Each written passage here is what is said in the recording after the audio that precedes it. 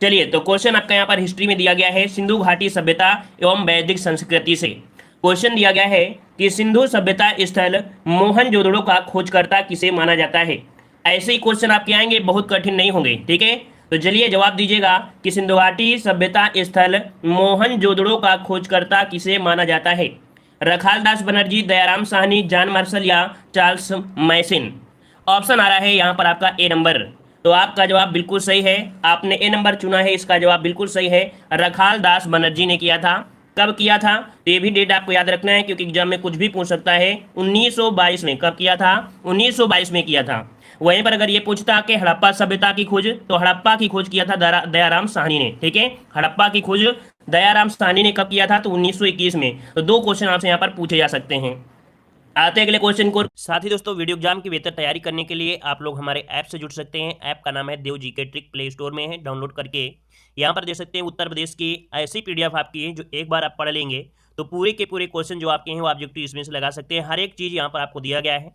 अगर आप लोग जीके की पीडीएफ लेना चाहते हैं तो जीके में भी दोस्तों देख सकते हैं कि आपकी कितनी बेहतर से बेहतर आपकी यहाँ पर पीडीएफ आपकी कंप्लीट की गई है और काफ़ी अच्छे से हर एक टॉपिक आपका दिया गया है ना। देख सकते हैं कि जीके वाले में आप लोगों के लिए इतिहास के दोस्तों 700 प्रश्न है, भूगोल के 500 प्रश्न है, संविधान के 500 प्रश्न और यहाँ पर मिक्स जीके जो कि आपको अभी हमने दिखाया ये आपके 1000 प्रश्न है ना, जो कि आपके वन लाइनर में है। और प्रैक्टिस के लिए यहाँ पर हिस्ट्री के 250 ऑब्जेक्टिव क्वेश्चन, पॉलिटी के 250 ऑब्जेक्टिव कह सकते हैं प्रश्न आपके हैं, ज्योग्राफी के ऑब्जेक्टिव क्वेश्चन है, 10 प्रैक्टिस सेट होंगे जो कि आपके जिसमें से 50 क्वेश्चन आपके होते हैं। तो 250 समझिए कि आपका 10 प्रैक्टिस सेट भी आपको दिए गए हैं। यहाँ पर आपका स्टैटिक जीके और थ्योरी भी आपको इसी में आपको दी जा रही है। तो दोस्तों आप लोग यहाँ पर हमारी जो वीडियो एग्जाम के कोर्स हैं, जहाँ पर कंप्लीट हिंदी का कोर्स भी है जिसे आप लोग मात्र 99 रुपये में ले सकते हैं। बहुत कुछ यहाँ पर आपको दिया गया है हिंदी में और ऑब्जेक्टिव क्वेश्चन भी हैं। यहाँ पर देख सकते हैं सामान्य ज्ञान जिसमें से 5000 क्वेश्चन लगभग आपके हैं, इसी में वन लाइनर भी हैं और आपका प्रैक्टिस के लिए आपके ऑब्जेक्टिव भी रखे गए हैं। और यहाँ पर यूपी जी के दोस्तों देख सकते हैं कंप्लीट यूपी जी के, जिसमें आपको यहाँ पर थ्योरी भी होगी और आपके यहाँ पर कह सकते हैं ऑब्जेक्टिव क्वेश्चन भी यहाँ पर हैं। और इतना अगर आप पढ़ लेते हैं तो दोस्तों काफ़ी अच्छा आपका स्कोर यहाँ पर हो सकता है। बहुत ही कम आपकी रेट रखी गई दोस्तों और पीडीएफ में कंटेंट बहुत ज़्यादा है। तो आप लोग हमारे ऐप से जुड़ सकते हैं, डाउनलोड कर सकते हैं, ठीक है, और बेहतर तैयारी कर सकते हैं। क्वेश्चन आपसे अगला पूछा गया है, कह रहा आपसे यहाँ पर सिंधु घाटी के लोगों की एक महत्वपूर्ण रचना निम्नलिखित में से किसकी मूर्ति थी। चलिए बताइएगा, यहाँ पर एक मूर्ति आपकी है कि सिंधु घाटी के लोगों की एक महत्वपूर्ण रचना निम्नलिखित में से किसकी मूर्ति थी। नटराज की मूर्ति, नृत्य करती हुई बालिका, बुद्ध या नरसिम्हा। जवाब क्या हो जाएगा, जवाब आ रहा है यहाँ पर आपका बी नंबर। तो बिल्कुल जवाब सही है आपका, बी नंबर आपका राइट हो जाएगा, जो कि सिंधु घाटी के लोगों की एक महत्वपूर्ण रचना आपकी मानी जाती है। नृत्य करती हुई बालिका की मूर्ति है जो कि किससे निर्मित थी, तो ये निर्मित थी आपकी कांसे से। किससे निर्मित थी, तो आपकी कांसे से निर्मित आपकी थी और यह मूर्ति मोहनजोदड़ो से प्राप्त हुई थी। कभी कभी क्वेश्चन ये भी पूछ लेगा कि सिंधु घाटी के कौन से स्थल से प्राप्त हुई थी, तो आपके मोहनजोदड़ो से प्राप्त हुई थी, याद रहेगा ना। तो ऑप्शन यहाँ पर आपका बी राइट हो जाएगा। चलिए आगे बढ़ते हैं, अगला क्वेश्चन आपका दिया गया है जो कि काफी बार एग्जामों में पूछा जा चुका है। कह रहा आपसे कि सोरतुंगुई जो कि सिंधु घाटी सभ्यता का एक स्थल है, ये किस देश में स्थित है। चलिए बताइएगा, कह रहा आपसे सोरतुंगुई, ठीक है ना, ये सिंधु घाटी सभ्यता का एक स्थल है जो कि किस देश में स्थित है, ये पूछा गया है। यहाँ पर ऑप्शन आ रहा है सी नंबर, कुछ लोगों का जवाब बी आ रहा है। तो याद रखिए इसका राइट आंसर आपका बनेगा यहाँ पर आपका सी नंबर, ये आपके अफगानिस्तान में स्थित है, ठीक है। वर्तमान में कहाँ पर है, आपके अफगानिस्तान में स्थित है।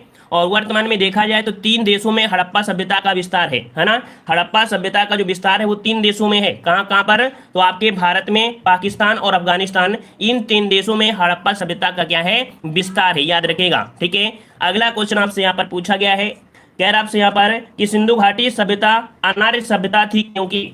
चलिए बताइएगा, कह रहा आपसे यहाँ पर सिंधु घाटी सभ्यता अनार्य सभ्यता थी क्यों, ऐसा बताइए क्यों ऐसी थी।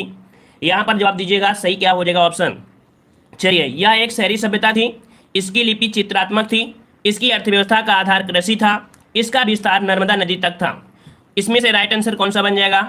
चलिए, कुछ लोग यहाँ पर जवाब दे रहे हैं बी नंबर, कुछ लोग जवाब दे रहे हैं ए नंबर। तो देखो यहाँ पर अनार्य सभ्यता का जो संबंध है वो शहरी सभ्यता से है। इसका राइट आंसर जो बनेगा वो आपका ए बनेगा। अनार्य का संबंध शहरी सभ्यता से रहा है क्योंकि आर्यों का संबंध ग्रामीण सभ्यता से रहा है, ठीक है। मतलब यहाँ पर अनार्य दिया है तो इसका ऑप्शन क्या हो जाएगा, ए नंबर आपका जवाब यहाँ पर राइट हो जाएगा, ठीक है ना। चलिए आते हैं अगले क्वेश्चन को। क्वेश्चन आपसे अगला पूछा गया है, कह रहा है हड़प्पा सभ्यता में गढ़ किसके लिए जाना जाता था। हड़प्पा सभ्यता में गढ़ जो जाना जाता था किसके लिए जाना जाता था? वहां उच्चतर वर्ग के लोग बसते थे, वहां पूरे शहर के लिए भोजन तैयार किया जाता था। देखो यहाँ पर गढ़ के लिए बोला गया है और गढ़ का मतलब यहाँ पर होता है वहां उच्चतर वर्ग के लोग बसते थे। इसका ऑप्शन पहला ही सही है कि हड़प्पा सभ्यता में गढ़ उस स्थल को कहा जाता था जहां उच्चतर वर्ग के लोग निवास करते थे। आपको याद होगा कि हड़प्पा सभ्यता के नगर दो हिस्सों में आपके थे, एक तो आपका था दुर्ग है ना, और एक था आपका नगर। जो दुर्ग मतलब जिसे बोलते हैं गढ़ है ना, जो गढ़ है गढ़ को हम लोग बोलते क्या है, दुर्ग बोलते हैं। तो दो हिस्सों में एक आपका दुर्ग था और आपका नगर थे, ठीक है। तो इस प्रकार से आपके बसते थे, नगर क्षेत्र में सामान्य जनता निवास करती थी, ठीक है। तो इस प्रकार से ऑप्शन आपका ए राइट हो जाएगा। अगला क्वेश्चन आपसे यहाँ पर पूछा गया है, कह रहा आपसे यहाँ पर, चलिए क्वेश्चन आ गया है कि हड़प्पा सभ्यता के एक हिस्से लोथल की खोज किसने की थी? चलिए बताइएगा कि हड़प्पा सभ्यता के एक हिस्से लोथल की खोज किसने की थी? चलिए दयाराम साहनी, रखाल दास बनर्जी, S.R. राव या R.S. बिष्ट। जवाब क्या हो जाएगा? धैर्यता से टेस्ट लगाइएगा, सब कुछ आपको यहाँ पर बताया जाएगा, एक भी क्वेश्चन एग्जाम में छोड़कर नहीं आना है आपको। चलिए तो यहाँ पर आपका जवाब आ रहा है ऑप्शन यहाँ पर आपका सी नंबर, ये आपके हैं S.R. राव, ठीक है। हड़प्पा सभ्यता के एक हिस्से लोथल की खोज किसने? तो आपके S.R. राव ने की थी, ठीक है। आपको याद होगा, अगर आपने पढ़ा होगा कि जो आपका ये है, ये अहमदाबाद जिले के जो गुजरात में है ना, तो सरागवाह एक ग्राम है, ठीक है। वहीं पर आपका है, भोगवा नदी के तट पर आपका स्थित है, ठीक है। भोगवा नदी के तट पर आपका स्थित है और इसकी खोज की गई थी 1954 में, इसकी खोज की गई थी, ठीक है। जो कि लोथल जो था हड़प्पा कालीन एक सबसे बड़ा बंदरगाह हुआ करता था, ठीक है। लोथल जो था ये हड़प्पा काल का सबसे बड़ा बंदरगाह हुआ करता था। आते हैं अगले क्वेश्चन की ओर। क्वेश्चन आपसे अगला पूछा गया है, कह रहा है निम्नलिखित में से सैंधव स्थलों में से कौन सा स्थल उत्तर प्रदेश में स्थित नहीं था? ये बताइएगा कि जो सैंधव स्थल है इस समय आपकी कौन सा स्थल है जो उत्तर प्रदेश में स्थित नहीं था? हुलास, आलमगीरपुर, मांडी और आपका दधेरी। इसका राइट आंसर आपसे पूछा गया है। चलिए काफी लोग जवाब दे रहे हैं यहाँ पर डी नंबर, कुछ लोग जवाब दे रहे हैं ए नंबर। तो देखिए यहाँ पर सही जवाब क्या बनेगा। देखो आपने हुलास तो आपने यूपी जीके में पढ़ा होगा, तो हुलास तो आप आसानी से जान सकते हैं क्योंकि ये पड़ता है आपके सहारनपुर में। कहाँ पर पड़ता है? ये सहारनपुर में है, तो आपको पता है कि आपके यूपी में है ना। वहीं पर आपका आलमगीर, आलमगीर उत्तर प्रदेश में कहाँ पर है? तो आपके मेरठ में है ना, मेरठ में आपका है। वहीं पर जो आपका मांडी है, मांडी उत्तर प्रदेश के मुजफ्फरनगर में है। कहाँ पर है? मुजफ्फरनगर में है, तो ये भी यूपी में है। लेकिन यहाँ पर जो दिया है दधेरी, दधेरी आपके उत्तर प्रदेश का नहीं है, तो आपका जवाब क्या बनेगा? यहाँ पर आपका डी नंबर राइट हो जाएगा। क्लियर है? चलिए आगे बढ़ते हैं। क्वेश्चन आपसे अगला पूछा गया है। चलिए क्वेश्चन आपका आ चुका है जो कि आपने हमेशा से पढ़ा होगा। ये जो आपके जीवन के आयु के आरोही क्रम में दिए गए हैं, जो आपकी सभ्यता है, मतलब आर्य सभ्यता में मनुष्य के जीवन के आयु के आरोही क्रमानुसार निम्नलिखित चरणों में से कौन सा विकल्प सही है? चलिए तो सबसे पहले क्या आता है? सबसे पहले आपका आता है कि आप लोग क्या हो, ब्रह्मचर्य का पालन करें। कहा जाता है कि 25 वर्ष तक ये ब्रह्मचर्य का पालन करते थे। ब्रह्मचर्य के बाद वो शादी, मतलब कह सकते हैं 25 वर्ष के बाद इनकी शादी होती थी और ये अपने गृहस्थ जीवन में व्यतीत हो जाते थे। लगभग 25 वर्ष तक ये गृहस्थ जीवन में रहते थे और इसके बाद ये वन को चले आते थे आपके 25 वर्ष, और इसके बाद संन्यास। 25-25 करके पहले के हिसाब से देखा जाए तो 100 वर्ष माना जाता था। तो यहाँ पर ऑप्शन आपका पहला ही जवाब आपका हो जाएगा ब्रह्मचर्य, फिर गृहस्थ, फिर वानप्रस्थ, फिर इसके बाद संन्यास होता है, ठीक है। आते हैं, हाँ यहाँ पर लास्ट में क्या हो जाते हैं? कंडा में चले जाते हैं। चलिए बहुत अच्छे, आते हैं अगले क्वेश्चन की ओर। क्वेश्चन आपसे अगला पूछा गया है, कह रहे हैं निम्नलिखित में से कौन सी जनजाति सभा सामान्य रूप से जनजाति सरदार अर्थात मुखिया के चुनाव में शामिल होती थी? यहाँ पर बताइएगा कि जनजाति सभा जो सामान्य रूप से थी वो मुखिया के चुनाव में शामिल होती थी। कौन शामिल होती थी? यहाँ पर ये है आपकी समिति। इसका राइट आंसर आपका बनेगा कौन सा? ए नंबर आपका हो जाएगा कि ऋग्वेद में। कब की बात हो रही है? ऋग्वेद की बात है कि ऋग्वेद में समिति का जो उल्लेख हुआ है 9 बार हुआ है, ठीक है। ऋग्वेद में 9 बार इसका उल्लेख मिलता है और समिति को विश्व का जन साधारण की आगाज या आवाज कहा जाने वाला एक है, जो कि यहाँ पर ऑप्शन क्या बन जाएगा? ए नंबर आपका राइट हो जाएगा, ठीक है ना। चलिए आते हैं अगले क्वेश्चन को। क्वेश्चन आपसे अगला पूछा गया है, कह रहा है अस्तोमा सदगमय का उल्लेख सर्वप्रथम कहाँ हुआ था? चलिए अगले क्वेश्चन को जवाब दीजिए। अस्तोमा सदगमय का उल्लेख सर्वप्रथम हुआ, ये कहाँ हुआ था? ऑप्शन यहाँ पर आपका ऋग्वेद आ रहा है, लगभग सभी का जवाब है बी, ऋग्वेद आपका जवाब बिल्कुल राइट हो जाएगा। ऋग्वेद में, ऋग्वेद देखा जाए तो एक क्या है, ऋग्वेद एक संहिता है, क्या है आपकी, एक संहिता है ऋग्वेद, ठीक है, जिसमें से क्या है आपके 10 मंडल हैं और 1028 सूक्त हैं, ठीक है, 10 मंडल हैं और 1028 सूक्त हैं। इसी में सर्वप्रथम अस्तोमा सदमय का उल्लेख हुआ था, ठीक है। आते हैं अगले क्वेश्चन को, और क्वेश्चन आपके आ गया है सामने, कह रहा आपसे कि वैदिक धर्म का मुख्य लक्षण इनमें से किसकी उपासना थी। जो वैदिक धर्म थे, वैदिक धर्म में जो उपासना करते थे वो किसकी करते थे, प्रकृति की, पशुपति की, देवी माता की या त्रिमूर्ति की। तो क्वेश्चन को समझ कर ही जवाब दीजिएगा, क्योंकि यहाँ पर वैदिक धर्म दिया गया है, ना कि और भी कोई ऑप्शन दिया है। तो वैदिक धर्म जो आपका था, वो लोग जिसे देखते थे, याद रखिए वैदिक धर्म में क्या लक्षण था, जो चीज उनको दिखाई देती थी उसी को वो उपासना करते थे, उसी की वो पूजा करते थे।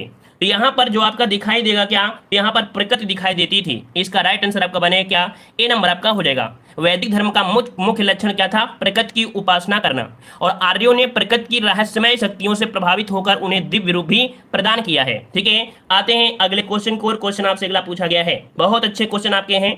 अगला क्वेश्चन दिया है, कौन सी सामाजिक प्रथा केवल ऋग्वेद काल की प्रतीक थी। चलिए बताइएगा, कौन सी सामाजिक प्रथा केवल ऋग्वैदिक काल की प्रतीक है। ऋग्वैदिक काल में ऐसी कौन सी प्रथा चल रही थी, बाल विवाह प्रथा, पर्दा प्रथा, सती प्रथा या दहेज प्रथा। चलिए यहाँ पर जवाब दीजिएगा, और जवाब आ रहा है ऑप्शन डी। चलिए बहुत अच्छी, यहाँ पर देखो ऑप्शन आपका डी हो जाएगा, दहेज प्रथा। मतलब आपके ऋग्वैदिक काल में जो प्रतीक था, सिंबल था, वो आपका किसका था, दहेज प्रथा। मतलब देखा जाए दहेज प्रथा ऋग्वैदिक काल की प्रतीक सामाजिक प्रथा थी। मतलब देखा जाए कन्या के विदाई के समय दिया गया उपहार है ना, एवं जो द्रव्य है वह वहुत कहा जाता था। इस जो कन्या का क्या बोलते हैं ना, क्या करते हैं, विदाई करते हैं, तो इस समय इनको जो भी दिया जाता था उसे कहा जाता था वाहतु। क्या कहते थे, यहाँ पर वाहतु कहा जाता था, वाहतु यहाँ पर आपका है वाहतु कहा जाता था, ठीक है। और आते हैं अगले क्वेश्चन को, और क्वेश्चन आपसे अगला पूछा गया है, मतलब दहेज की प्रथा बहुत पहले से चल रही है, तो फिर आजकल दहेज क्यों ना मांगे लोग, है ना। जब पहले से ही दहेज चल रहा है तो अब फिर दहेज तो आपका कॉमन हो गया है ना। चलिए बताइए, निम्न में से उपनिषद किसकी व्याख्या करता है। चलो आजकल अगर लड़का भी ना मांगे, लड़का चाहे कि हम दहेज नहीं मांगेंगे, लेकिन जो लड़की होगी तो कहेगी हमारे पिताजी से इतना मांग लेना, है ना, पिताजी हमारे दे देंगे, पिताजी के पास बहुत पैसा है। तो भाई लड़के नहीं, लड़कियां खुद ही मांग लेते हैं अपने आराम के लिए, है ना। चलिए बताइए, निम्न में से उपनिषद किसकी व्याख्या करता है। चलिए इसलिए फोन ऑन पहले से नहीं देना चाहिए।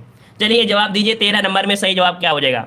तो देखो यहाँ पर आपका हो जाएगा, उपनिषद किसकी व्याख्या करता है, ये करता है आर्यों के दर्शन और सिद्धांत की। किसकी करता है, आर्यों के दर्शन और सिद्धांतों की व्याख्या करता है, जो आपका उपनिषद दिया गया है, ठीक है। चलिए आगे बढ़ते हैं, क्वेश्चन आपसे अगला पूछा गया है, यहाँ पर दिया गया है क्या, क्वेश्चन दिया है, सबसे प्राचीन उपनिषद किसे माना जाता है। चलिए बताइए, सबसे प्राचीन उपनिषद किसे माना जाता है। यहाँ पर जवाब सही क्या हो जाएगा। चलिए यहाँ पर देख सकते हैं, सबसे प्राचीन का जवाब आ रहा है ऑप्शन यहाँ पर आपका ए नंबर।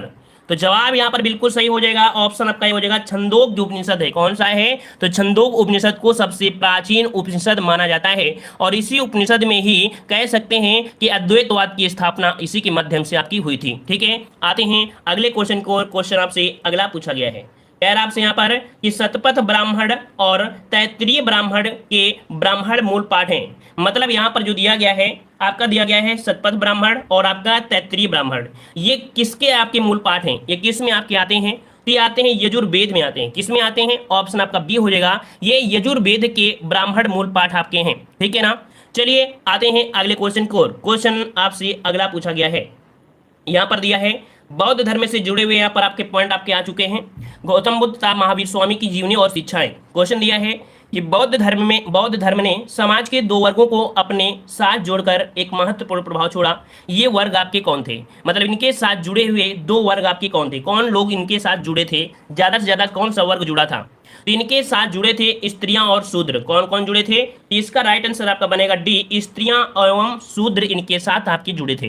देख सकते हैं इस क्वेश्चन में काफी लोगों के जवाब गलत आए हैं, तो समझ लीजिएगा कि यहाँ पर जो गलती होने के चांस यही है कि आप लोग रिवीजन कर लेंगे तो बहुत ही आसानी से यहाँ पर आप एग्जाम पास कर लेंगे, क्योंकि बहुत ज्यादा बड़ा सिलेबस आपका नहीं है ना, छोटा सिलेबस है और अच्छी तरीके से यहाँ पर रिवीजन करना है, बार बार रिवीजन करना है। इस छोटे से सिलेबस को इतनी बार रिवीजन करना है कि आपको देखते ही क्वेश्चन का जवाब समझ में आ जाए। चलिए क्वेश्चन आपसे पूछा गया है कि बौद्ध धर्म में बुल का संबंध बुद्ध के जीवन की किस घटना के साथ है।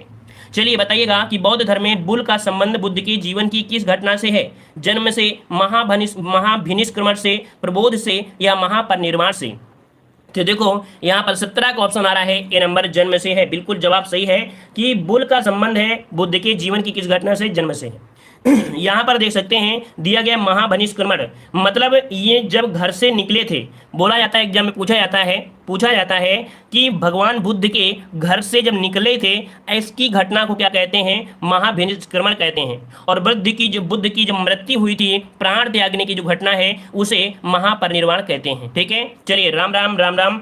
चलिए भाई आते हैं अगले क्वेश्चन की ओर। क्वेश्चन आपसे अगला पूछा गया है, कहा गया है कि बुद्ध शब्द का तात्पर्य होता है, बुद्ध शब्द का तात्पर्य होता है एक विजेता, एक परिमोचन, एक ज्ञान संपन्न व्यक्ति, एक भ्रमणकारी। यहाँ पर सही जवाब क्या हो जाएगा?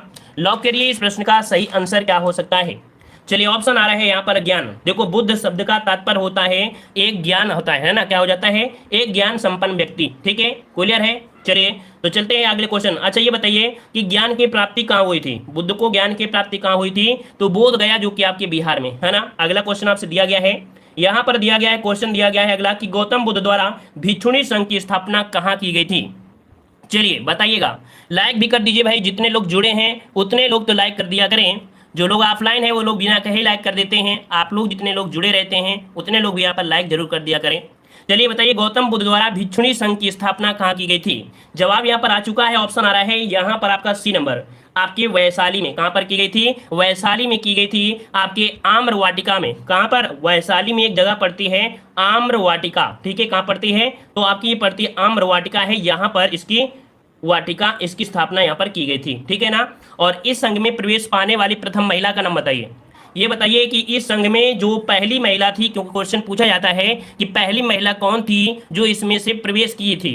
तो ये की थी कौन? आपकी प्रजापति गौतमी, है ना। मतलब बुद्ध की सौतेली माँ थी, बुद्ध की सौतेली माता थी, प्रजापति गौतमी थी, है ना। तो ऑप्शन यहाँ पर आपका सी। इतना क्वेश्चन यहाँ से बनता है गौतमी से। नेक्स्ट क्वेश्चन आपसे अगला पूछा गया है कि निम्नलिखित में से कौन सा बुद्ध द्वारा दिए गए 8 पक्षी पथ में मौजूद नहीं था? कह रहा है बुद्ध द्वारा दिए गए 8 पक्षीय पथ में मौजूद नहीं था।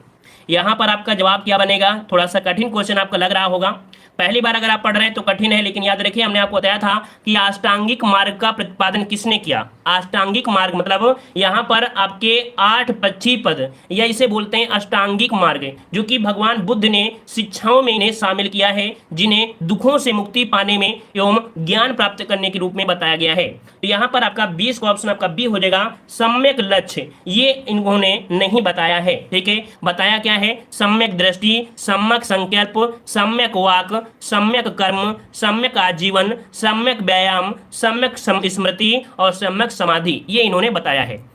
चलिए आते हैं अगले क्वेश्चन की ओर। क्वेश्चन आपसे अगला पूछा गया है, कह रहा है महावीर स्वामी को कितने वर्ष की अवस्था में ज्ञान की प्राप्ति हुई थी? महावीर स्वामी को कितने वर्ष की अवस्था में ज्ञान की प्राप्ति हुई थी? 42 वर्ष, 29 वर्ष, 45 वर्ष या 36 वर्ष? जवाब अच्छा है, यहाँ पर जवाब दीजिए। सही जवाब इनमें से क्या हो जाएगा? 21 का जवाब यहाँ पर आ रहा है 42 वर्ष, मतलब ऑप्शन यहाँ पर आपका ए राइट हो जाएगा। 42 वर्ष की अवस्था में महावीर स्वामी को ज्ञान की प्राप्ति हुई थी। अच्छा ये बताइएगा कि कौन सी नदी के तट पर हुई थी, है ना। यहाँ पर पूरे क्वेश्चन को समझते चलिए, जितना हम विस्तार बता दें उतना समझते चलिए, क्योंकि हर बार आप पढ़ोगे तो हर बार ये क्वेश्चन आपको समझ में आते रहेंगे। तो देखो इनको एक नदी थी, कौन सी नदी? ऋजुपालिका नदी, है ना। बिल्कुल सही है, बिल्कुल सही है। ऋजुपालिका नदी के तट पर कौन सा वृक्ष था? तो साल वृक्ष था। ठीक है, साल वृक्ष के नीचे ज्ञान की प्राप्ति हुई थी। ठीक है, वहीं पर अगर आपसे ये पूछे, ये तो आपके थे महावीर स्वामी, लेकिन अगर ये पूछे कि भगवान बुद्ध को ज्ञान की प्राप्ति कितने वर्ष की उम्र में थी, मतलब कितने वर्ष, मतलब कितने अवस्था में हुई थी गौतम बुद्ध को? तो गौतम बुद्ध को हुई थी 35 वर्ष की अवस्था में। कौन सी नदी के तट पर? तो बुद्ध को ज्ञान की प्राप्ति हुई थी निरंजना नदी के, ठीक है, निरंजना नदी के तट पर। तो दोनों से क्वेश्चन इतने ही पूछे जाते हैं, जो कि दोनों ही हमने यहाँ पर आपको बता दिया। क्लियर हो गया। चलिए आते हैं अगले क्वेश्चन को। क्वेश्चन आपसे अगला पूछा गया है, कह रहा है ज्ञान की सापेक्षता का सिद्धांत किससे संबंधित है? ज्ञान की सापेक्षता का सिद्धांत किससे संबंधित है? बौद्ध से, जैन से, वैष्णव धर्म से, या इनमें से कोई नहीं? चलिए, तो देखिए इसका राइट आंसर आपका बनेगा ऑप्शन बी, जैन धर्म से संबंधित है। किससे है? ज्ञान की सापेक्षता का सिद्धांत संबंधित है। किससे? आपके जैन धर्म से संबंधित है। ठीक है, और यहाँ पर आते हैं, देखिए यहाँ पर एक क्वेश्चन ये पूछा जाता है कि जो जैन धर्म में हुए हैं जैन धर्म, इनमें से कुल कितने तीर्थकर हुए थे?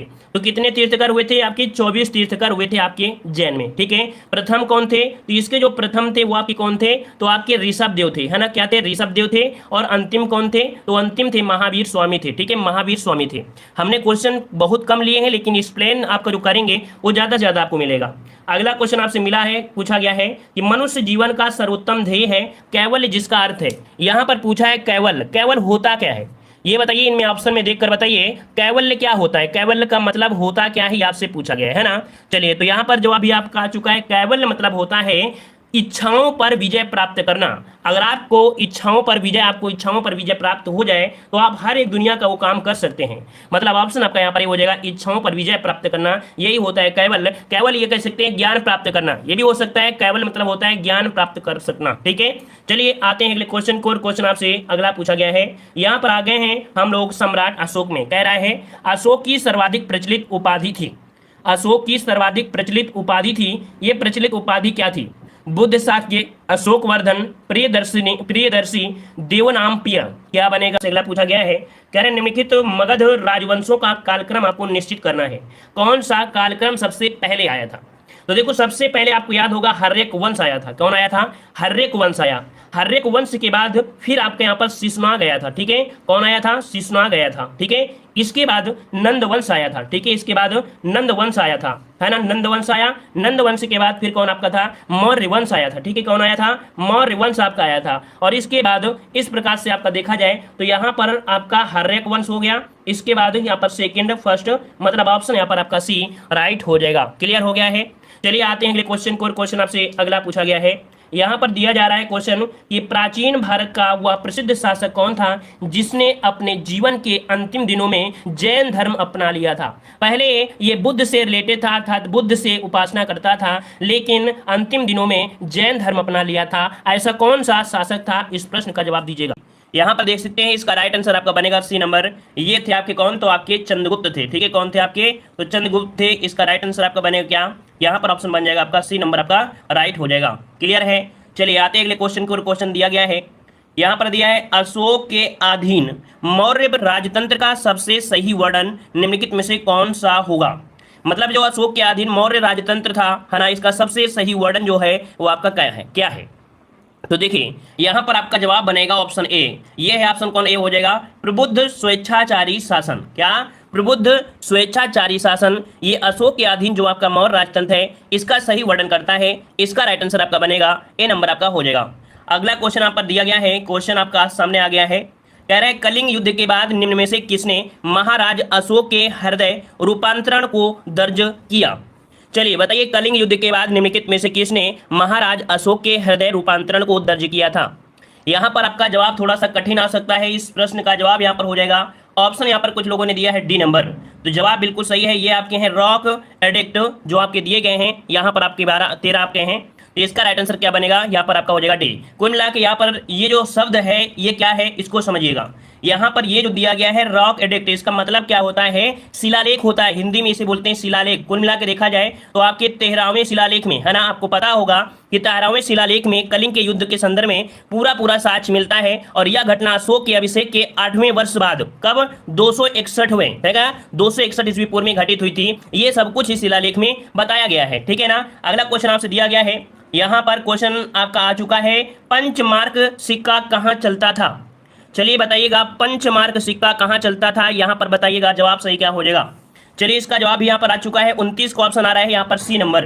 तो याद रखिएगा कि आपके मौर्य काल में चलता था। कब चलता था? तो पंचमार्क जो सिक्के का प्रचलन था वो 6ठी शताब्दी ईस्वी पूर्व में हुआ था और मौर्य काल में व्यापक स्तर पर इसका प्रयोग भी होता था। ऑप्शन यहाँ पर आपका सी हो जाएगा राइट। नेक्स्ट क्वेश्चन आपसे दिया गया है, यहाँ पर क्वेश्चन आपका दिया गया है, सारनाथ का लायन कैपिटल किस शासक से संबंधित है? देखो नए नए वर्ड आपको देखने को मिल रहे हैं। यहाँ पर लायन मतलब होता है शेर, है ना, और कैपिटल मतलब होता है शीर्ष स्तंभ। कुल मिला के देखा जाए तो सारनाथ का जो सिंह स्तंभ है ये किससे संबंधित है?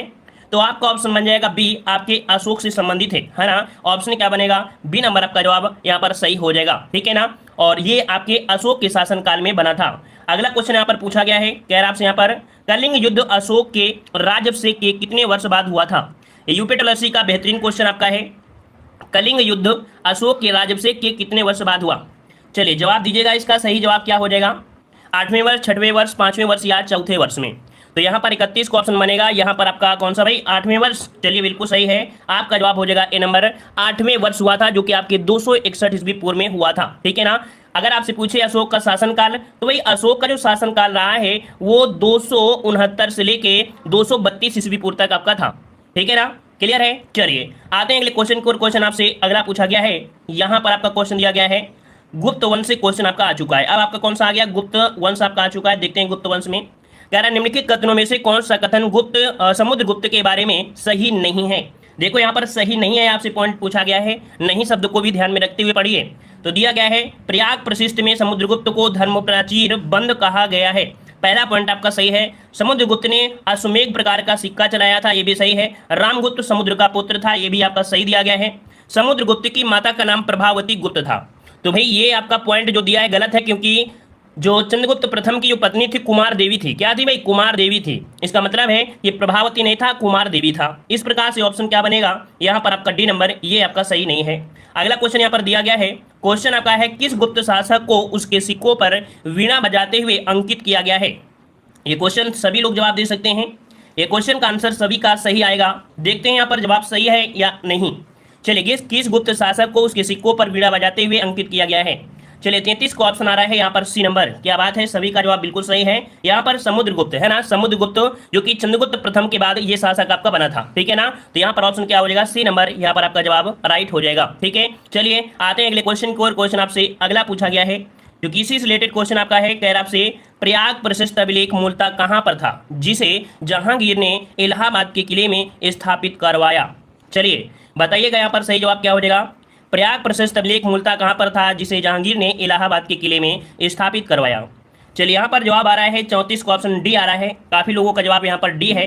चलिए यहाँ पर डी जवाब सही है, तो बिल्कुल सही जवाब आपका आ रहा है। यहाँ पर आपका कौशाम्बी इसका राइट आंसर आपका बनेगा क्या, कौशाम्बी इसका जवाब आपका यहाँ पर सही हो जाएगा, जो कि बिल्कुल सही जवाब यहाँ पर आपका आ रहा है। ठीक है, आते अगले क्वेश्चन को। क्वेश्चन आपसे अगला पूछा गया है, यहाँ पर दिया है रजत सिक्के चलाने वाला प्रथम गुप्त शासक कौन था। रजत सिक्के चलाने वाला प्रथम गुप्त शासक कौन था। रजत मतलब होता है क्या, चांदी होता है ना। और रजत सिक्के चलाने वाला जो प्रथम गुप्त शासक था वो था चंद्रगुप्त सेकंड। इसका राइट आंसर आपका बनेगा ए नंबर, चंद्रगुप्त। अच्छा चंद्रगुप्त, यहाँ सॉरी रामगुप्त लिखा है, यहाँ पर जो आपका दिया है चंद्रगुप्त है ना, चंद्रगुप्त आपका जो कि चंद्रगुप्त कौन सा, सेकंड। तो चंद्रगुप्त सेकंड था, याद रखिएगा। ठीक है ना, ऑप्शन क्या बनेगा, यहाँ पर आपका बी हो जाएगा। अगला क्वेश्चन यहाँ पर दिया गया है, अगला क्वेश्चन दिया गया है कि किस गुप्त शासक के शासनकाल में प्रसिद्ध चीनी यात्री फाहियान आया था। तो फाहियान के बारे में तो सभी लोग जानते होंगे। जल्दी से कमेंट करिए इस प्रश्न का सही आंसर क्या हो जाएगा। चलिए भाई जल्दी से कमेंट करिए। जो लोग बाद में जुड़े भाई वीडियो को लाइक जरूर करिए। जितने लोग बाद में जुड़े हैं और अभी तक वीडियो को लाइक नहीं किया है तो भाई लाइक का बटन जल्दी से दबा दीजिएगा। चलिए जवाब यहाँ पर आ चुका है, बिल्कुल 100% सभी का जवाब सही है। फाहियान जो आपका आया था ये चंद्रगुप्त द्वितीय के समय आया था, जिसे विक्रमादित्य के नाम से जानते हैं। इसका राइट आंसर आपका बनेगा सी नंबर, आपका जवाब यहाँ पर हो जाएगा। एक पॉइंट और आपसे पूछा जाता है, देखो ये है आपका फाहियान जो आया था चंद्रगुप्त द्वितीय के समय। एक नाम होता है आपका ह्वेनसांग, है ना, क्या होता है, ह्वेनसांग होता है, ह्वेनसांग होता है। और ह्वेनसांग जो आया था वो आपके देखो हाथ से शुरुआत है आपका हर्षवर्धन, तो आपके ह्वेनसांग आया था हर्षवर्धन के समय आया था। तो दोनों पॉइंटों को आपको याद रखना है। और आगे बढ़ते हैं, क्वेश्चन आपसे अगला पूछा गया है, कह रहा आपसे यहाँ पर किस गुप्त शासक ने आक्रमणकारी हूणों से अपने साम्राज्य की सफलतापूर्वक रक्षा की थी। इसके समय में जो हूण थे बहुत ज्यादा थे। ठीक है, हूण जो आपके थे आक्रमण बहुत ज्यादा थे और अपने साम्राज्य की इसने रक्षा भी कर लिया था। ये आपका कौन सा है, तो यहाँ पर 37 का ऑप्शन बनेगा ए नंबर। ये थे आपके स्कंदगुप्त। कौन सा है, ऑप्शन आपका ए हो जाएगा। स्कंदगुप्त एवं हूणों के मध्य बहुत काफी संघर्ष हुआ और इसके विषय में बताया भी गया है। एक आपका अभिलेख आपने नाम सुना होगा, जूनागढ़ का अभिलेख। ठीक है, जूनागढ़ का अभिलेख। क्वेश्चन ये भी पूछ सकता था कि आपके कह सकते हैं स्कंदगुप्त और हूणों के बीच जो युद्ध हुआ है इसका वर्णन कहाँ देखने को मिलता है, तो आपकी जूनागढ़ के अभिलेख में इनका साक्ष्य देखने को मिलता है। ठीक है, आते हैं अगले क्वेश्चन को। और क्वेश्चन आपसे अगला पूछा गया है, कह रहा आपसे हिंदू कानून ग्रंथ दाय भाग किसने लिखा है। देखिए यहाँ पर आज शायद आप नाम सुन रहे होंगे दाय भाग। दाय भाग क्या है, ये हिंदू कानून ग्रंथ है। और ये लिखा किसने है, ये लिखा किसने है, यहाँ पर कमेंट करिए इस प्रश्न का जवाब सही क्या हो जाएगा। चलिए बहुत अच्छे, यहाँ पर जवाब हो जाएगा जीमूत वाहन। ठीक है, जीमूत वाहन ये जो आपके हैं हिंदू उत्तराधिकार संबंधी भारतीय कानून को लागू करने के लिए मुख्यतः ये बनाई गई है। ऑप्शन यहाँ पर आपका सी राइट हो जाएगा। आते हैं अगले क्वेश्चन की ओर। क्वेश्चन आपसे अगला पूछा गया है, सबसे पुराना हिंदू महाकाव्य कौन सा है। चलिए इस प्रश्न में देखते हैं किसका किसका आंसर सही हो जाएगा। सबसे पुराना हिंदू महाकाव्य इनमें से कौन है। महाभाष्य है, रामायण है, अष्टाध्यायी है या महाभारत है। चलिए भाई 39 का जवाब देना है और यहां पर जवाब आ रहे हैं option B, option A, option B, option A और किसी का जवाब डी भी आ रहा है। कुल मिला के हम जानते थे इस प्रश्न में सभी लोग यहाँ पर लटक जाएंगे। इसका राइट आंसर क्या बनेगा, तो याद रखिएगा कि यहाँ पर सबसे पहले आपका रामायण, ठीक है, क्या हो जाएगा, ऑप्शन बनेगा यहाँ पर बी नंबर, रामायण हो जाएगा। याद रखिए रामायण है, ठीक है ना। हिंदू मान्यताओं के अनुसार माना गया है कि 4 युगों में बांटा गया था। सबसे पहले सतयुग, फिर त्रेता युग, फिर द्वापर, फिर आपका कलयुग आया था। तो इसमें से रावण का जो रामायण का जो समय काल है वो आपका त्रेता है और महाभारत का द्वापर माना जाता है। तो इसका मतलब है कि ऑप्शन क्या हो जाएगा, बी नंबर आपका राइट हो जाएगा। चलिए आते हैं अगले क्वेश्चन को। क्वेश्चन आपसे अगला पूछा गया है, यहाँ पर दिया गया है चंद्रगुप्त सेकंड के दरबार में नवरत्न रहते थे जिनमें से फलित ज्योतिष के विद्वान थे। ये बताइएगा, यहाँ पर दिया गया है फलित ज्योतिष, इनमें से कौन विद्वान थे। अगर आपने पढ़ा है तो जल्दी से बताइएगा। यहाँ पर फलित ज्योतिष दिया गया है, यहाँ पर ऑप्शन आ रहा है सी, लेकिन यहाँ पर देखो ज्योतिष दिया गया है ना कि कोई वैद बोला गया है ना, वैद तो बोला नहीं गया है। तो फलित ज्योतिष थे आपके शंकु। 40 का ऑप्शन यहाँ पर हो जाएगा छपपण, मतलब यहाँ पर ऑप्शन डी हो जाएगा। ये है आपके छपपण है। ये नया क्वेश्चन आपको देखने को मिला होगा आज यूपीएससी में, ये नया क्वेश्चन आपको देखने को मिला है। याद रखिएगा कि चंद्रगुप्त सेकंड के दरबार में जो छपगढ़ थे, है ना, छपगढ़ थे, ये नवरत्नों में से आपके शामिल थे, ठीक है ना। तो यहाँ पर ऑप्शन आपका हो जाएगा डी नंबर। अगला क्वेश्चन आपसे दिया गया है, यहाँ पर दिया है चंद्रगुप्त सेकंड के दरबार में कौन व्याकरण, न्याय मीमांसा एवं शब्द का विद्वान तथा कवि एवं शैव मतावलंबी भी था। देखो हर प्रकार की चीजें दिया गया है, व्याकरण करता था, न्याय मीमांसा भी था, साथ में यहाँ पर विद्वान भी था, कवि भी था और शैव मत का अनुयायी भी था। ये है आपका कौन, तो आपका ऑप्शन बनेगा बी नंबर। यहाँ पर आपका वीरसन इसका जवाब हो जाएगा। ऑप्शन इसका राइट आंसर आपका आएगा बी नंबर आपका हो जाएगा। ठीक है, आगे बढ़ते हैं। क्वेश्चन आपसे अगला पूछा गया है, कह रहे समुद्रगुप्त को भारत का नेपोलियन किसने कहा। बहुत ही लल्लनटाप ये क्वेश्चन है, ये आपने पढ़ा भी होगा। समुद्रगुप्त को भारत का नेपोलियन किसने कहा था। ये क्वेश्चन आपका 100% पूछा भी जाता है। यहाँ पर 42 को ऑप्शन आ चुका है। Option A number V.S. Smith किसने कहा था भाई, तो एक इतिहासकार है। ये क्या है आपके, ये एक इतिहासकार थे, ठीक है, इतिहासकार थे जो कि आपके V.S. स्मिथ, इन्होंने समुद्रगुप्त को भारत का नेपोलियन कहा, ठीक है ना। यहाँ पर ऑप्शन आपका बन जाएगा ए नंबर आपका हो जाएगा। अगला क्वेश्चन यहाँ पर दिया गया है, अगला क्वेश्चन दिया गया है कि किस गुप्त शासक ने परम भागवत की उपाधि धारण किया था तथा अपनी पुत्री का विवाह वकाटक राजा नरेश से किया था। चलिए यहाँ पर देखो उपाधि दिया गया है परम भागवत की उपाधि और अपनी पुत्री का विवाह किया था किससे, वकाटक नरेश से किया था। इनका नाम क्या है, तो यहाँ पर काफी लोग जवाब दे रहे हैं ऑप्शन बी चंद्रगुप्त सेकंड। तो जवाब बिल्कुल सही है, यहाँ पर ऑप्शन आपका हो जाएगा बी चंद्रगुप्त सेकंड है। ऑप्शन बन जाएगा कौन सा, बी हो जाएगा। ठीक है, इनकी पुत्री का जो नाम था वो नाम था प्रभावती। क्या नाम था, प्रभावती इनकी पुत्री का नाम था, जो कि नरेश रुद्रसेन सेकंड से किया था। चलिए अगला क्वेश्चन दिया गया है, यहाँ पर दिया है हर्षवर्धन और राजपूत काल से क्वेश्चन आपके यहाँ पर पूछे जा रहे हैं। निम्नलिखित पुस्तकों में से किसकी रचना सम्राट हर्षवर्धन ने नहीं किया है। चलिए बताइएगा कि सम्राट हर्षवर्धन ने कौन सी पुस्तक की रचना नहीं किया है। आपको हमने पढ़ाया है कि आपके हर्षवर्धन ने 3 रचनाएं किया था। कौन कौन सी रचनाएं किया था, तो यहाँ पर देखो प्रियदर्शिका, रत्नावली और आपका नागानंद। लेकिन यहाँ पर दिया है मालती माधव, ये आपके हर्षवर्धन ने नहीं किया है। याद रखिएगा ऑप्शन क्या बनेगा, यहाँ पर आपका सी नंबर सही जवाब आपका हो जाएगा। ठीक है, चलिए आगे बढ़ते हैं। क्वेश्चन आपसे अगला पूछा गया है, कह रहे हर्ष व पुलकेशन द्वितीय के बीच किस नदी के किनारे पर युद्ध हुआ था जिसमें से हर्ष की पराजय हुई थी। ऐसी कौन सी नदी है जिनमें यहाँ पर कह सकते हैं उस नदी के तट पर इनका युद्ध हुआ था और इसमें से हर्षवर्धन की पराजय हुई थी, खदेड़ दिया गया था। यहाँ पर ऑप्शन क्या बनेगा, ऑप्शन आ रहा है यहाँ पर डी नंबर और ऑप्शन आ रहा है ए नंबर। इसका राइट आंसर याद रखिए ऑप्शन ए हो जाएगा नर्मदा नदी होगा, ना कि ताप्ती नदी, क्योंकि कुछ लोग जवाब दे रहे हैं यहाँ पर डी नंबर, डी नहीं होगा, यहाँ पर आपका नर्मदा नदी है। ठीक है ना, नर्मदा नदी के तट पर आपके हर्षवर्धन और पुलकेशन द्वितीय के बीच युद्ध हुआ था। ठीक है ना, और इस युद्ध का उल्लेख भी आपको देखने को मिलता है। इसका राइट आंसर आपका बनेगा ए नंबर। नेक्स्ट क्वेश्चन आपसे अगला पूछा गया है, कह रहा है सम्राट हर्ष द्वारा हर 5वें वर्ष प्रयाग में महामोक्ष परिषद का आयोजन किस लिए किया जाता था। देखिए आपको पढ़ाया भी गया है, आपने पढ़ा भी होगा कि जो आपके हर्षवर्धन थे ये प्रत्येक 5 वर्ष में आपके एक आयोजन करते थे महामोक्ष परिषद। और इसका आयोजन किस लिए करते थे, युद्ध के लिए, दान देने के लिए, साहित्य सृजन के लिए या मनोरंजन के लिए? ऑप्शन आ रहा है बी नंबर। याद रखिए इसका राइट आंसर आपका हो जाएगा बी नंबर, दान देने के लिए। कहा जाता है कि हर्षवर्धन इतने दानी थे कि अपने बॉडी का हर एक जो वस्त्र होता है वो सब कुछ दान कर देते थे, और इनकी जो बहन हुआ करती थी वो उनके लिए कपड़े लेकर आती थी, वही वो पहनते थे, और अगर कोई मांग भी ले उसे पूरा का पूरे कपड़े वह या कह सकते हैं सब कुछ दान कर सकते हैं, हर चीज। ठीक है, और ऑप्शन आपका यहाँ पर बी हो जाएगा। आते हैं अगले क्वेश्चन को, और क्वेश्चन आपसे अगला पूछा गया है, कह निम्नलिखित में से किसे शिलादित्य के नाम से भी जाना जाता है? चलिए भाई, शिलादित्य के नाम से ही क्वेश्चन आपने देखा होगा, बहुत बार मिला होगा एग्जाम में। अगर आप एग्जाम दिए होंगे, है ना, एग्जाम दिए होंगे तो ये क्वेश्चन आपको बहुत बार पढ़े होंगे कि शिलादित्य के नाम से किसे जानते हैं, तो आपके हर्षवर्धन को। ऑप्शन क्या बनेगा यहाँ पर? ऑप्शन बनेगा सी नंबर, हर्षवर्धन को कहा जाता है। ठीक है, क्लियर है ना। चलिए यहाँ पर आते हैं अगले क्वेश्चन को, और क्वेश्चन आपसे अगला पूछा गया है, कह रहा है हर्षचरित में वर्णित लोकपाल शब्द किसके लिए आया है? चलिए, लोकपाल शब्द जो आपका आया है ये किसके लिए प्रयुक्त किया गया है, जो कि आपके हर्षचरित में है, जो कि आपके बाणभट्ट के द्वारा रचित किया गया है? चलिए भाई जवाब दीजिए।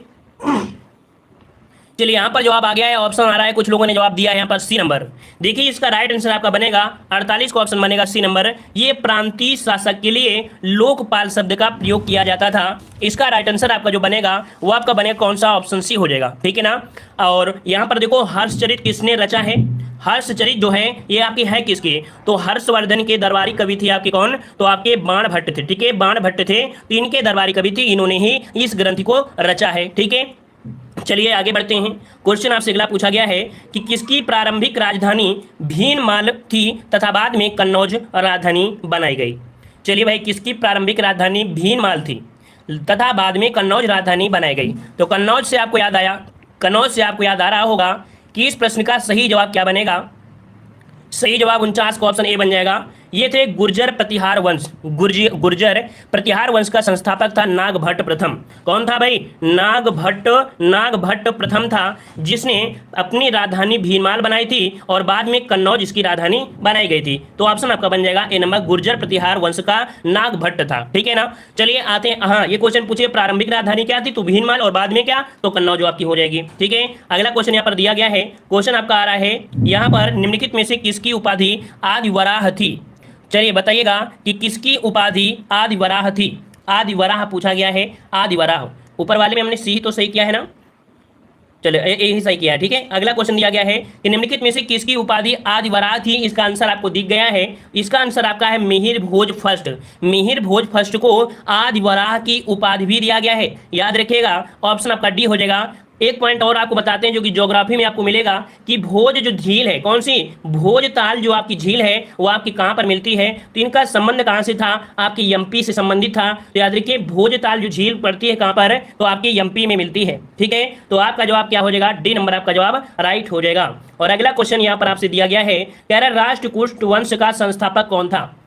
चलिए, राष्ट्रकूट वंश का जो संस्थापक था वो आपका कौन था? चलिए ऑप्शन आ रहा है यहाँ पर आपका बी नंबर। चलिए काफी लोगों ने जवाब दिया है, यहाँ पर आपका बी नंबर दिया है, कह रहे हैं ऑप्शन बनेगा यहाँ पर आपका बी नंबर, दंती दुर्ग था। याद रखिए राष्ट्रकूट वंश का संस्थापक कौन था? तो ये था आपका दंती दुर्ग था। ठीक है, दंती दुर्ग ने उज्जैन में हिरण्य गर्भदान का यज्ञ भी किया था। ठीक है ना। और आपके एलोरा में दशावतार मंदिर का निर्माण भी करवाया है। क्वेश्चन आपसे पूछेगा कि एलोरा में दशावतार मंदिर का निर्माण किसने कराया? तो आपके दंती दुर्ग ने कराया था। ऑप्शन बनेगा यहाँ पर आपका बी नंबर। चलिए आते हैं अगले क्वेश्चन को। क्वेश्चन आपसे अगला दिया गया है कि कविराज मार्ग, चलिए बताइएगा, कह रहे कविराज मार्ग एवं रत्न मालिका का लेखक अमोघ वर्ष किस वंश का शासक था? यहाँ पर दिया है अमोघ वर्ष। अमोघ वर्ष ने क्या लिखा है? कविराज मार्ग और रत्न मालिका, है ना, लेखक कौन है? अमोघ वर्ष। ये किस वंश के शासक थे? इसका आंसर आपको दिया गया है, ऑप्शन डी हो जाएगा, राष्ट्रकूट। इन का जवाब हो जाएगा राष्ट्रकूट वंश। ठीक है, चलिए आगे बढ़ते हैं। प्रश्न आपसे अगला पूछा गया है, कह रहा आपसे यहाँ पर कि किस वंश के शासक परम सौगात की उपाधि धारण करते थे? चलिए बताइएगा कि किस वंश के शासक परम सौगात की उपाधि धारण करते थे? यहाँ पर 53 का ऑप्शन सही क्या हो जाएगा? चलिए 53 का जवाब देना है। 53 का ऑप्शन क्या हो जाएगा? तो चलिए यहाँ पर ऑप्शन आपका बन जाएगा, ये है आपके पाल वंश। याद रखिए इसका राइट आंसर आपका जो बनेगा वो आपका बन जाएगा ए नंबर, पाल वंश के शासक। ठीक है, चलिए अगला क्वेश्चन आपसे दिया गया है, कह रहा आपसे यहाँ पर विक्रमशिला विश्वविद्यालय का संस्थापक कौन था? चलिए जवाब दीजिएगा, विक्रमशिला विश्वविद्यालय का जो संस्थापक था वो आपका कौन था? 54 का ऑप्शन आ रहा है यहाँ पर आपका सी नंबर। यहाँ पर जवाब आ रहा है सी नंबर आपके धर्मपाल। तो जवाब बिल्कुल सही है। विक्रम विश्वविद्यालय के जो संस्थापक थे वो आपके कौन थे? तो आपका जवाब बनेगा यहाँ पर सी नंबर, ये थे आपके धर्मपाल थे। ठीक है, कौन थे आपके? धर्मपाल आपके हैं। चलिए आगे बढ़ते हैं। क्वेश्चन आपसे अगला दिया गया है, कह रहा आपसे यहाँ पर गुर्जर प्रतिहार वंश का संस्थापक कौन था? गुर्जर प्रतिहार वंश का संस्थापक कौन था? चलिए यहाँ पर आपका सही जवाब क्या बनेगा? 55 नंबर में यहाँ पर जवाब देना है और काफी लोग जवाब दे रहे हैं यहाँ पर आपका बी नंबर। चलिए बी का आपका जवाब देना है, इसका सही जवाब क्या हो जाएगा? चलिए तो यहाँ पर देख सकते हैं आपका 55 का ऑप्शन बनेगा बी नंबर, आपके नागभट्ट प्रथम। कौन थे भाई? तो गुर्जर प्रतिहार वंश का संस्थापक कौन था? ऑप्शन बी हो जाएगा, नागभट्ट प्रथम था। ठीक है, नागभट्ट प्रथम था। ठीक है, और यहाँ पर आते हैं अगले क्वेश्चन को। क्वेश्चन आपसे अगला पूछा गया है कि चंदावर का युद्ध 1194 में मोहम्मद गोरी और किस वंश के शासक के बीच हुआ था? चलिए इस प्रश्न का जवाब तो आप सभी लोग जानते होंगे कि जो चंदावर का युद्ध हुआ था वो किसके किसके बीच हुआ था। चलिए यहाँ पर आपका जवाब आ रहा है ऑप्शन यहाँ पर 56 का सी हो जाएगा, आपके गढ़वाल वंश के साथ। किसके साथ हुआ था? तो मोहम्मद गोरी के साथ और आपके गढ़वाल वंश के साथ आपका हुआ था। गढ़वाल वंशी शासक कौन थे? तो आपके जयचंद थे। कौन थे भाई? तो जयचंद थे, याद रखिएगा, जयचंद आपका जवाब हो जाएगा राइट। ठीक है ना, याद रहेगा। चलिए आगे बढ़ते हैं। क्वेश्चन आपसे अगला पूछा गया है, कह रहा है एलोरा में गुफाएं और शैलकृत जो मंदिर हैं वो किसके हैं? एलोरा में जो गुफाएं हैं और आपके जो मंदिर हैं ये किसके किसके मंदिर हैं, किसकी आपके यहाँ पर बनी हैं? चलिए ऑप्शन दीजिएगा, सही क्या हो जाएगा? चलिए ऑप्शन आ रहा है यहाँ पर डी नंबर, इसका राइट आंसर आपका बन जाएगा डी। हिंदू की है, बौद्ध की भी है और आपके जैन धर्म की भी है। तो ऑप्शन क्या बनेगा? डी नंबर इसका राइट हो जाएगा। तो यहाँ पर देख सकते हैं ऑप्शन आपका डी आपका राइट हो जाएगा। नेक्स्ट क्वेश्चन आपसे अगला पूछा गया है, कह रहा आपसे यहाँ पर सल्तनत काल और मुगल काल और मराठा काल से संबंधित अब आपके क्वेश्चन देखने को यहाँ पर मिलेंगे। ठीक है, तो चलिए यहाँ पर दिया गया है निम्नलिखित में से किसका मिलान सही किया गया है। चलिए यहाँ पर दिया है किसका मिलान सही किया गया है, देख लेते हैं। मिलान जो आपका सही है वो आपका कौन सा मिलान यहाँ पर सही दिया गया है? तो देखिए यहाँ पर दिया है सुल्तान महमूद। क्या दिया है? सुल्तान महमूद दिया गया है। तो क्या ये पहला पॉइंट आपका सही है भाई? सुल्तान महमूद कह रहे हैं कि सोमनाथ को लूटा था। क्या ये पॉइंट आपका सही है? तो बिल्कुल सही जवाब है, क्योंकि सुल्तान महमूद ने आपके 1025 ईस्वी में सोमनाथ को लूटा था, है ना। फिर दिया है मोहम्मद गोरी सिंध पर विजय। तो यहाँ तो आपका है नहीं है यहाँ पर। अलाउद्दीन बंगाल में विद्रोह, मोहम्मद बिन कासम चंगेज खां का आक्रमण। तो देखिए इसका राइट आंसर जो बनेगा वो आपका सी बनेगा। केवल एक ही सही है, केवल एक ही सही है। इसका ऑप्शन बनेगा कौन सा? यहाँ पर आपका सी, इसका जवाब राइट हो जाएगा। ठीक है, चलिए आते हैं अगले क्वेश्चन को। क्वेश्चन आपसे अगला पूछा गया है, यहाँ पर दिया है सूची फर्स्ट का सूची सेकंड से सुमेलित करना है। चलिए यहाँ पर सूची फर्स्ट को सूची सेकंड के साथ सुमेलित कर दीजिएगा। यहाँ पर दिया है तुगलकाबाद का जो किला है ये गयासुद्दीन तुगलक से संबंधित है। किससे संबंधित है? गयासुद्दीन तुगलक से संबंधित। इसका आपका 4 हो जाएगा। वहीं पर आपका लाल किला जो दिल्ली का है ये आपके शाहजहां से संबंधित है, तो इसका आपका 2 हो जाएगा। हौज खां जो आपका संबंधित है फिरोज शाह तुगलक से संबंधित है, तो आपका फिरोज शाह तुगलक, इसका आपका यहाँ पर क्या हो जाएगा? यहाँ पर आपका 3rd हो जाएगा। और दिया है द सिटी ऑफ सीरी, ये अलाउद्दीन खिलजी से संबंधित है, इसका आपका 1 हो जाएगा। कुल मिला के तुगलकाबाद जो आपका है गयासुद्दीन, लाल किला शाहजहां, हौज खां फिरोज शाह तुगलक और द सिटी ऑफ सीरी आके अलाउद्दीन खिलजी। तो आपका जवाब क्या बन गया? 4 2 3 1 आपका जवाब बन गया 4। देख लीजिए कहाँ पर दिया है, ऑप्शन आपका बी यहाँ पर राइट दिया गया है। क्लियर हो गया है। चलिए आगे बढ़ लेते हैं। प्रश्न आपसे अगला पूछा गया है कि निम्नलिखित में से किस सुल्तान ने सती प्रथा रोकने का प्रयास किया? चलिए सती प्रथा रोकने का जो प्रयास किया था किसने किया था? अलाउद्दीन खिलजी ने, या मोहम्मद बिन तुगलक ने, या यहाँ पर कह सकते हैं जलालुद्दीन खिलजी और आपकी फिरोज शाह तुगलक। तो यहाँ पर याद रखिएगा कि इसका जो राइट आंसर आपका बनेगा कि सती प्रथा को रोकने का जो प्रयास किया था ये किया था मोहम्मद बिन तुगलक। इसका ऑप्शन क्या बनेगा? यहाँ पर आपका बी नंबर इसका राइट हो जाएगा। ठीक है, चलिए आगे बढ़ते हैं। प्रश्न आपसे अगला पूछा गया है, कह रहा राजा दैवी अधिकार से संपन्न है। देखो दिया गया है राजा दैवी अधिकार से संपन्न है, इससे मिलता जुलता सिद्धांत है राजा की गरिमा। इस दूसरे सिद्धांत को प्रतिपादित करने वाला प्रथम मुस्लिम शासक कौन था? तो बताइएगा, ये जो सिद्धांत है इसको प्रतिपादित जो किया है ये प्रथम मुस्लिम शासक था आपका बलबन। ठीक है, इसने अपने बलबन जो आपका था, इसने यहाँ पर ऑप्शन बनेगा डी नंबर आपका हो जाएगा। यहाँ पर अपने आप को एक भगवान का प्रतीक भी इसने माना है, तो ऑप्शन क्या बनेगा? यहाँ पर आपका बन जाएगा डी नंबर। ठीक है ना। चल भाई जितने लोग जुड़े यार उतने लोग वीडियो को तो लाइक कर दीजिए। आज नोटिफिकेशन भी नहीं गया है, तो आप लोग जितने लोग जुड़ जाते हैं, हम जानते हैं कि आप लोग रेगुलर के स्टूडेंट हैं और रेगुलर के स्टूडेंट से ही कहना पड़े तो ये समझिए कि आप लोग फिर कैसे हैं। आप लोगों को शिष्य कहना उचित है या नहीं उचित है? बताइए, आप लोग पहचान बनाना चाहते हैं किसी के साथ, नहीं बनाना चाहते हैं? नहीं बनाना चाहते तो कोई बात नहीं। चलिए भाई बताइएगा। यहाँ पर आपसे अगला क्वेश्चन दिया गया है, कह रहा है स्तंभों का मिलान करना है। देखो यहाँ पर दिया गया है पानीपत की द्वितीय लड़ाई, तो सबको पता होगा कि पानीपत के द्वितीय लड़ाई में हुआ क्या था। भारत में गुलाम वंश जो आपका राज था ये आपका हुआ था, मतलब इसका जो आपका कह सकते हैं क्या हो जाएगा, इसका आपका हो सकता है यहाँ पर भारत में मुगल शासन, गुलाम नहीं, यहाँ पर मुगल शासन करेंगे ना, मुगल शासन करेंगे, इसका आपका फोर बनेगा, मतलब यहाँ पर आपका फोर। और तराइन की द्वितीय लड़ाई, तराइन की द्वितीय लड़ाई में क्या हुआ था, तुर्की शासन आपका शुरू हो गया था, इसका थ्री हो जाएगा।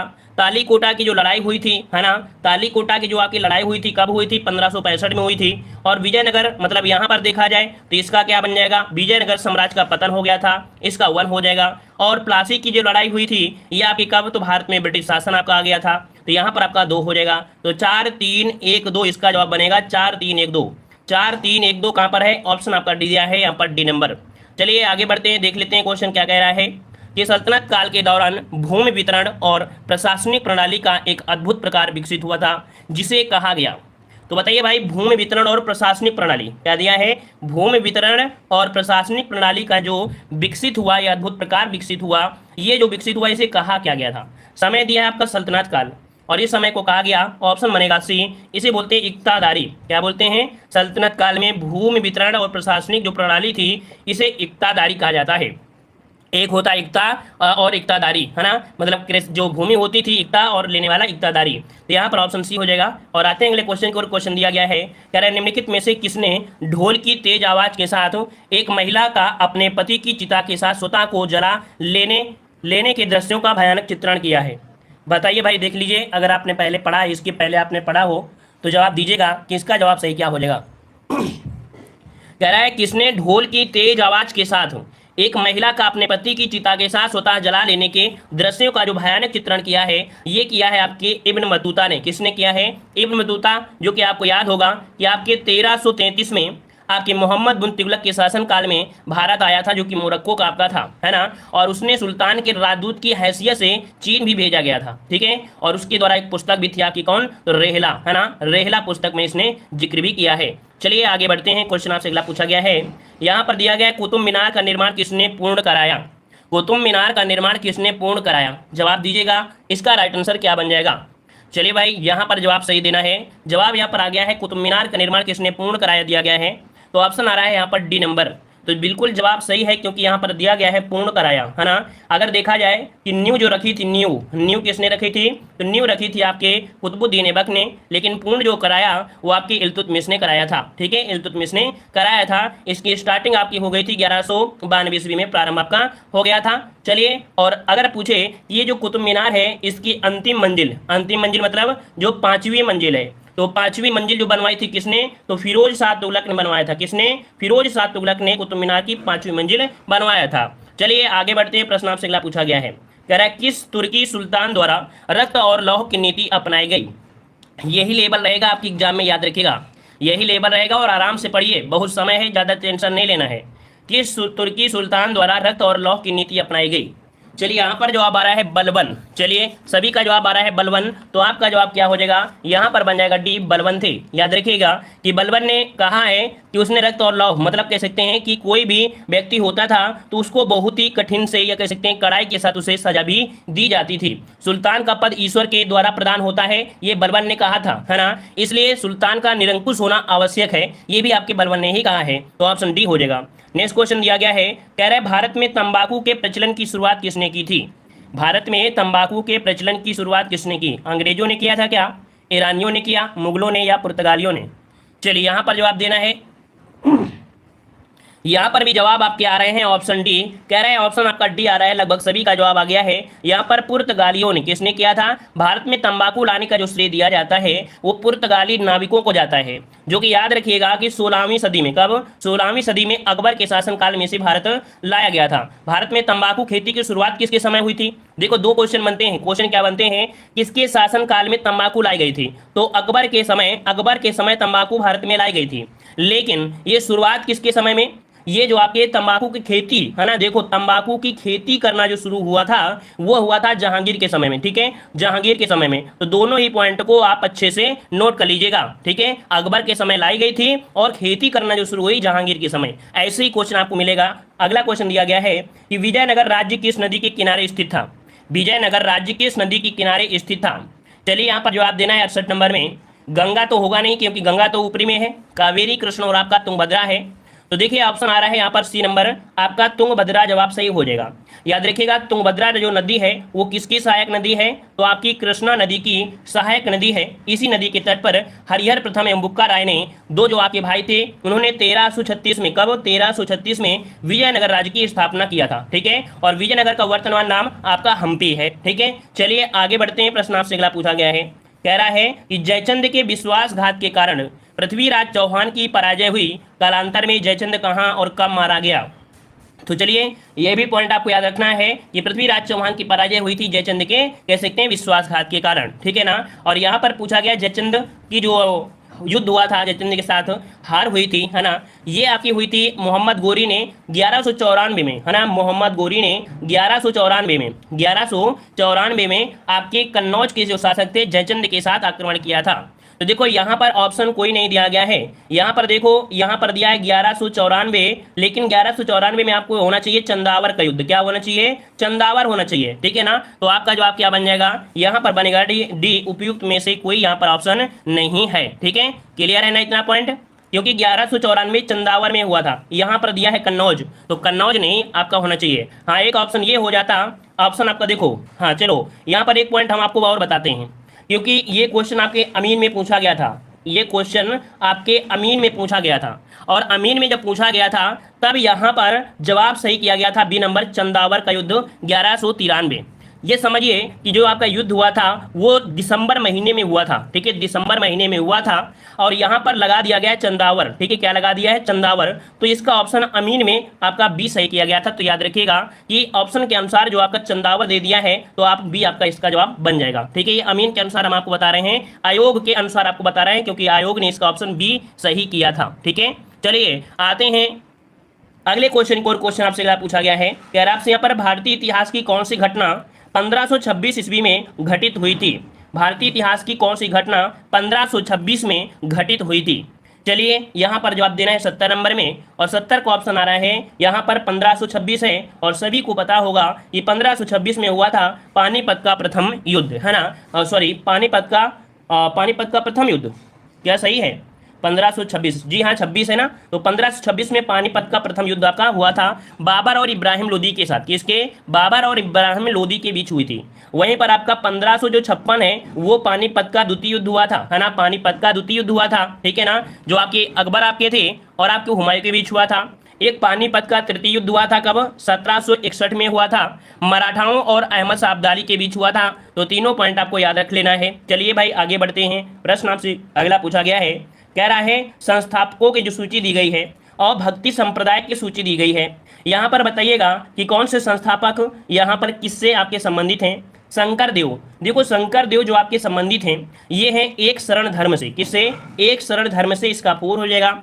जगजीवन का जो संबंध है वो सनातनी से संबंध है, इसका 3 हो जाएगा। और आपके लालगिन या इन्हें बोलते हैं लाल बेग, है ना, इनका संबंध है आपके अलखनामी से है, इसका 2 हो जाएगा। गोविंद प्रभु का जो संबंध है ये महानुभाव पंथ से है, इसका 1 हो जाएगा। नया क्वेश्चन आपका लग रहा है तो स्क्रीनशॉट जरूर लीजिएगा। नया क्वेश्चन है, स्क्रीनशॉट लीजिए। 4 3 2 1 इसका राइट आंसर बन जाएगा। 4 3 2 1 ऑप्शन कौन सा है? ए नंबर आपका राइट हो जाएगा। चलिए आगे बढ़ते हैं। प्रश्न आपसे अगला पूछा गया है, कह रहा है मेधावी राजस्व अधिकारी टोडरमल ने किसके अधीन सेवा की थी?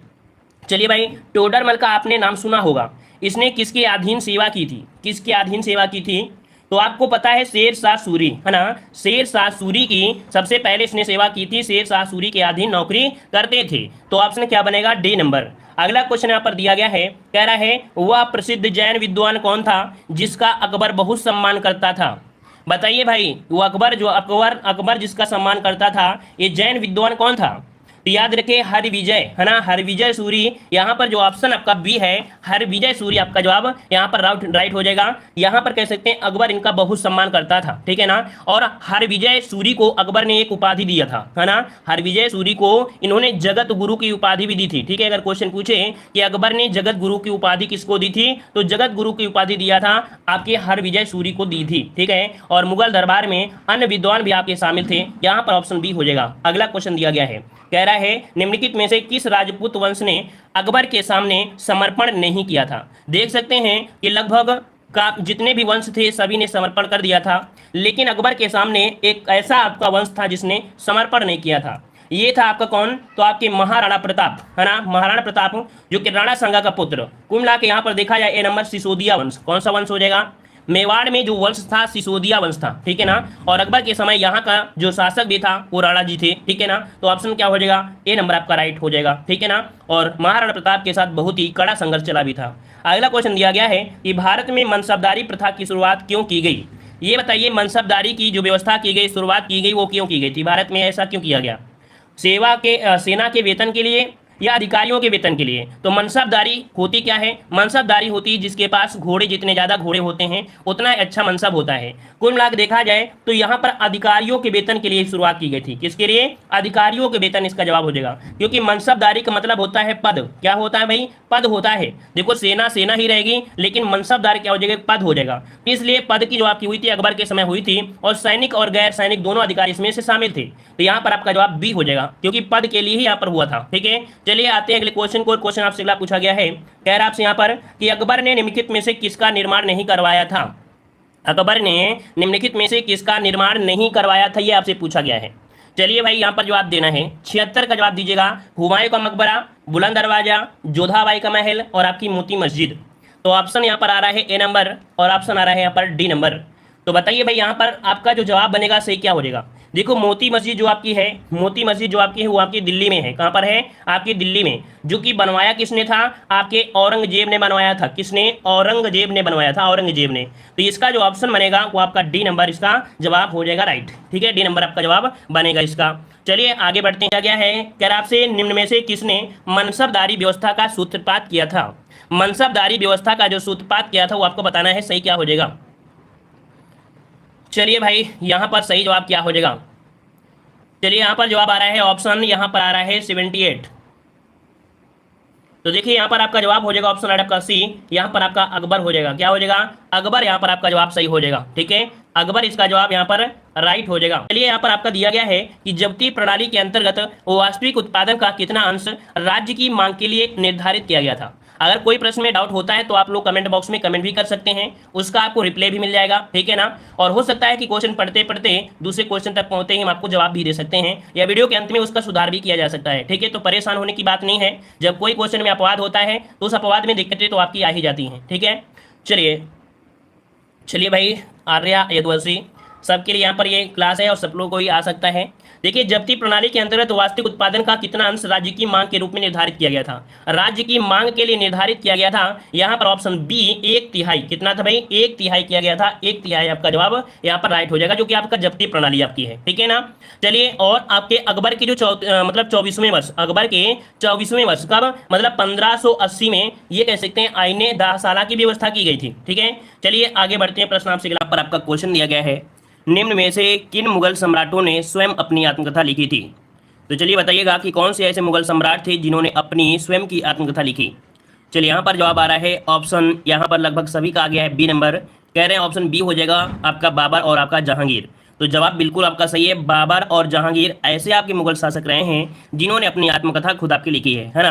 बाबर ने लिखी है तुर्की भाषा में, कौन सी भाषा में, तो आपकी तुर्की भाषा में लिखा है बाबरनामा, है ना, बाबरनामा रचना किया है। और जहांगीर की बात करें तो जहांगीर ने फारसी भाषा में तुजुक ए जहांगीरी लिखी है ना। तो दोनों को याद रखिए, बाबर ने तुर्की भाषा में बाबरनामा लिखा है और जहांगीर ने फारसी भाषा में तुजुक ए जहांगीरी लिखा है, ठीक है ना। तो चलिए स्टार्ट करते हैं, अगले पॉइंट की ओर आते हैं। पॉइंट आपसे अगला पूछा गया है, कह रहा है, चलो इसको ऊपर कर देते हैं, चित्रकारी किसके शासनकाल के दौरान अपने उच्चतम स्तर पर पहुंची। चलिए बताइए चित्रकारी किसके शासनकाल के दौरान अपने उच्चतम स्तर पर पहुंची थी। चलिए जय हिंद। चलिए तो बताइएगा, यहाँ पर जवाब आ रहे हैं यहाँ पर सी नंबर।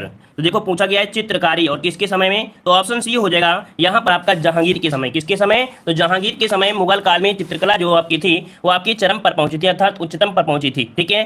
चलिए आगे बढ़ते हैं। क्वेश्चन आपसे अगला पूछा गया है, यहाँ पर दिया गया है कि वह कौन सी पहली मुगल इमारत है जो शुद्ध संगमरमर से बनी है।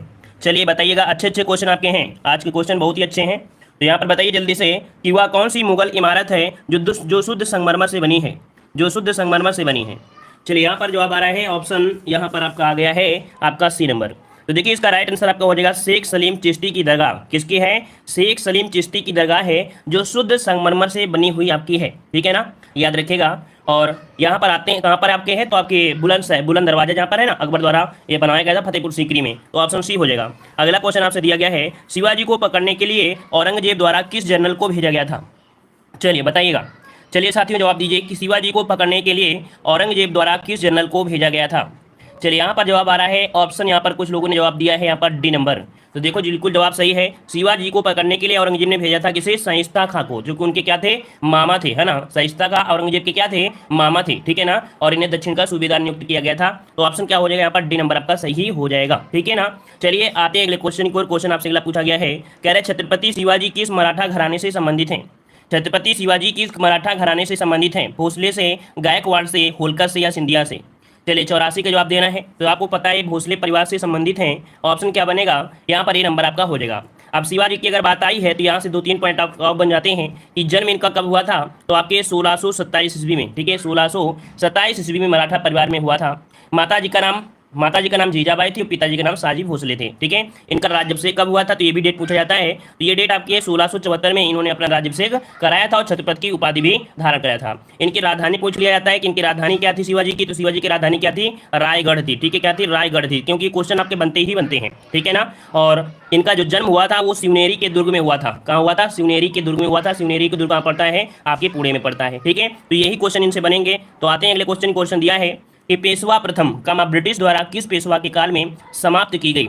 मतलब जो पेशवा प्रथा थी, माफ करिए प्रथम नहीं है, पेशवा प्रथा, जो पेशवा प्रथा थी वो किस ब्रिटिश द्वारा किस पेशवा के काल में समाप्त की गई थी? चलिए तो पेशवा प्रथा की जो समाप्ति हुई थी ये आपके बाजीराव सेकंड, किसके समय भाई? तो बाजीराव सेकंड के समय था, जो आपके थे बाजीराव द्वितीय के समय कह सकते हैं ये समाप्त आपकी हो गई थी। ठीक है ना। और आते हैं अगले क्वेश्चन को। और क्वेश्चन आपसे अगला पूछा गया है, दिया गया है आपके, वह अंतिम हिंदू राजा जिसने हिंदू स्वराज स्थापित करने में कुछ हद तक सफलता पाई थी। कह रहे हैं हिंदू समाज स्थापित करने में कुछ हद तक सफलता पाई थी, ये आपसे कौन जवाब हो जाएगा? चलिए यहाँ पर जवाब सही क्या हो जाएगा? तो देखो यहाँ पर आपका जवाब हो जाएगा ऑप्शन राइट आपका यहाँ पर नंबर, छत्रपति शिवाजी या अंतिम हिंदू राजा जिसने हिंदू स्वराज, है ना, क्या हिंदू स्वराज स्थापित करने में कुछ हद तक देखा जाए तो आपकी सफलता यहाँ पर प्राप्त किया था। ऑप्शन क्या हो जाएगा? ये नंबर आपका राइट हो जाएगा। ठीक है ना। चलिए आते हैं अगले क्वेश्चन को। क्वेश्चन आपसे अगला पूछा गया है कि छत्रपति शिवाजी किस मराठा घराने से संबंधित हैं? चलिए यहाँ पर जवाब देते रहिए, फटाफट जवाब देते रहिए। जो लोग पहली बार जुड़े हैं तो भाई वीडियो को लाइक शेयर भी करते रहिए। ठीक है, जितने लोग जुड़े हैं तो वीडियो को लाइक शेयर भी करते रहिए। चलिए यहाँ पर पूछा गया है, कुछ लोग जवाब दे रहे हैं यहाँ पर आपका 87 नंबर में, ये नंबर आपका हो जाएगा। छत्रपति शिवाजी किस मराठा घराने से? तो आपके भोसले घराना से। कहाँ से? भोसले घराना से। ऑप्शन क्या हो जाएगा? ए नंबर आपका जवाब राइट हो जाएगा। अभी हमने आपको बताया भी था कि 1627 ईस्वी में मराठा परिवार में हुआ था, 1674 में राज्याभिषेक हुआ था। ठीक है ना। और रायगढ़ इनकी क्या थी? राजधानी थी। और शिवनेरी के दुर्ग में इनका जन्म हुआ था। चलिए आते हैं अगले क्वेश्चन को। क्वेश्चन आपसे अगला पूछा गया है, निम्नलिखित में से किन सम्राटों के शासनकाल में भारत का पहला रुपया मुद्रित हुआ था? चलिए बताइएगा, भारत का पहला मुद्रा जो रुपया है मुद्रित हुआ था किन सम्राटों के शासनकाल में हुआ था? तो यहाँ पर आपका जवाब क्या हो जाएगा? ऑप्शन सी हो जाएगा आपके शेरशाह सूरी। किसके समय? शेरशाह सूरी। ऑप्शन आपका सी हो जाएगा राइट। नेक्स्ट क्वेश्चन यहाँ पर दिया गया है, कह रहा आपसे यहाँ पर कि हल्दी घाटी का युद्ध सन 1576 में किनके बीच लड़ा गया था? तो बताइएगा, सभी को पता होगा जो हल्दी घाटी का युद्ध हुआ था वो किसके बीच हुआ था? महाराणा प्रताप और अकबर के बीच में हुआ था, है ना। महाराणा प्रताप और अकबर के बीच हुआ था। चलिए बताइए हल्दी घाटी कहाँ पड़ता है? ये हल्दी घाटी पड़ता कहाँ है? कोई बताएगा? इतने लोगों में जितने लोग जुड़े हैं तो यहाँ पर बताइएगा कि हल्दी घाटी कहाँ पड़ता है, कौन सी स्टेट में पड़ता है, कौन से राज्य में पड़ता है?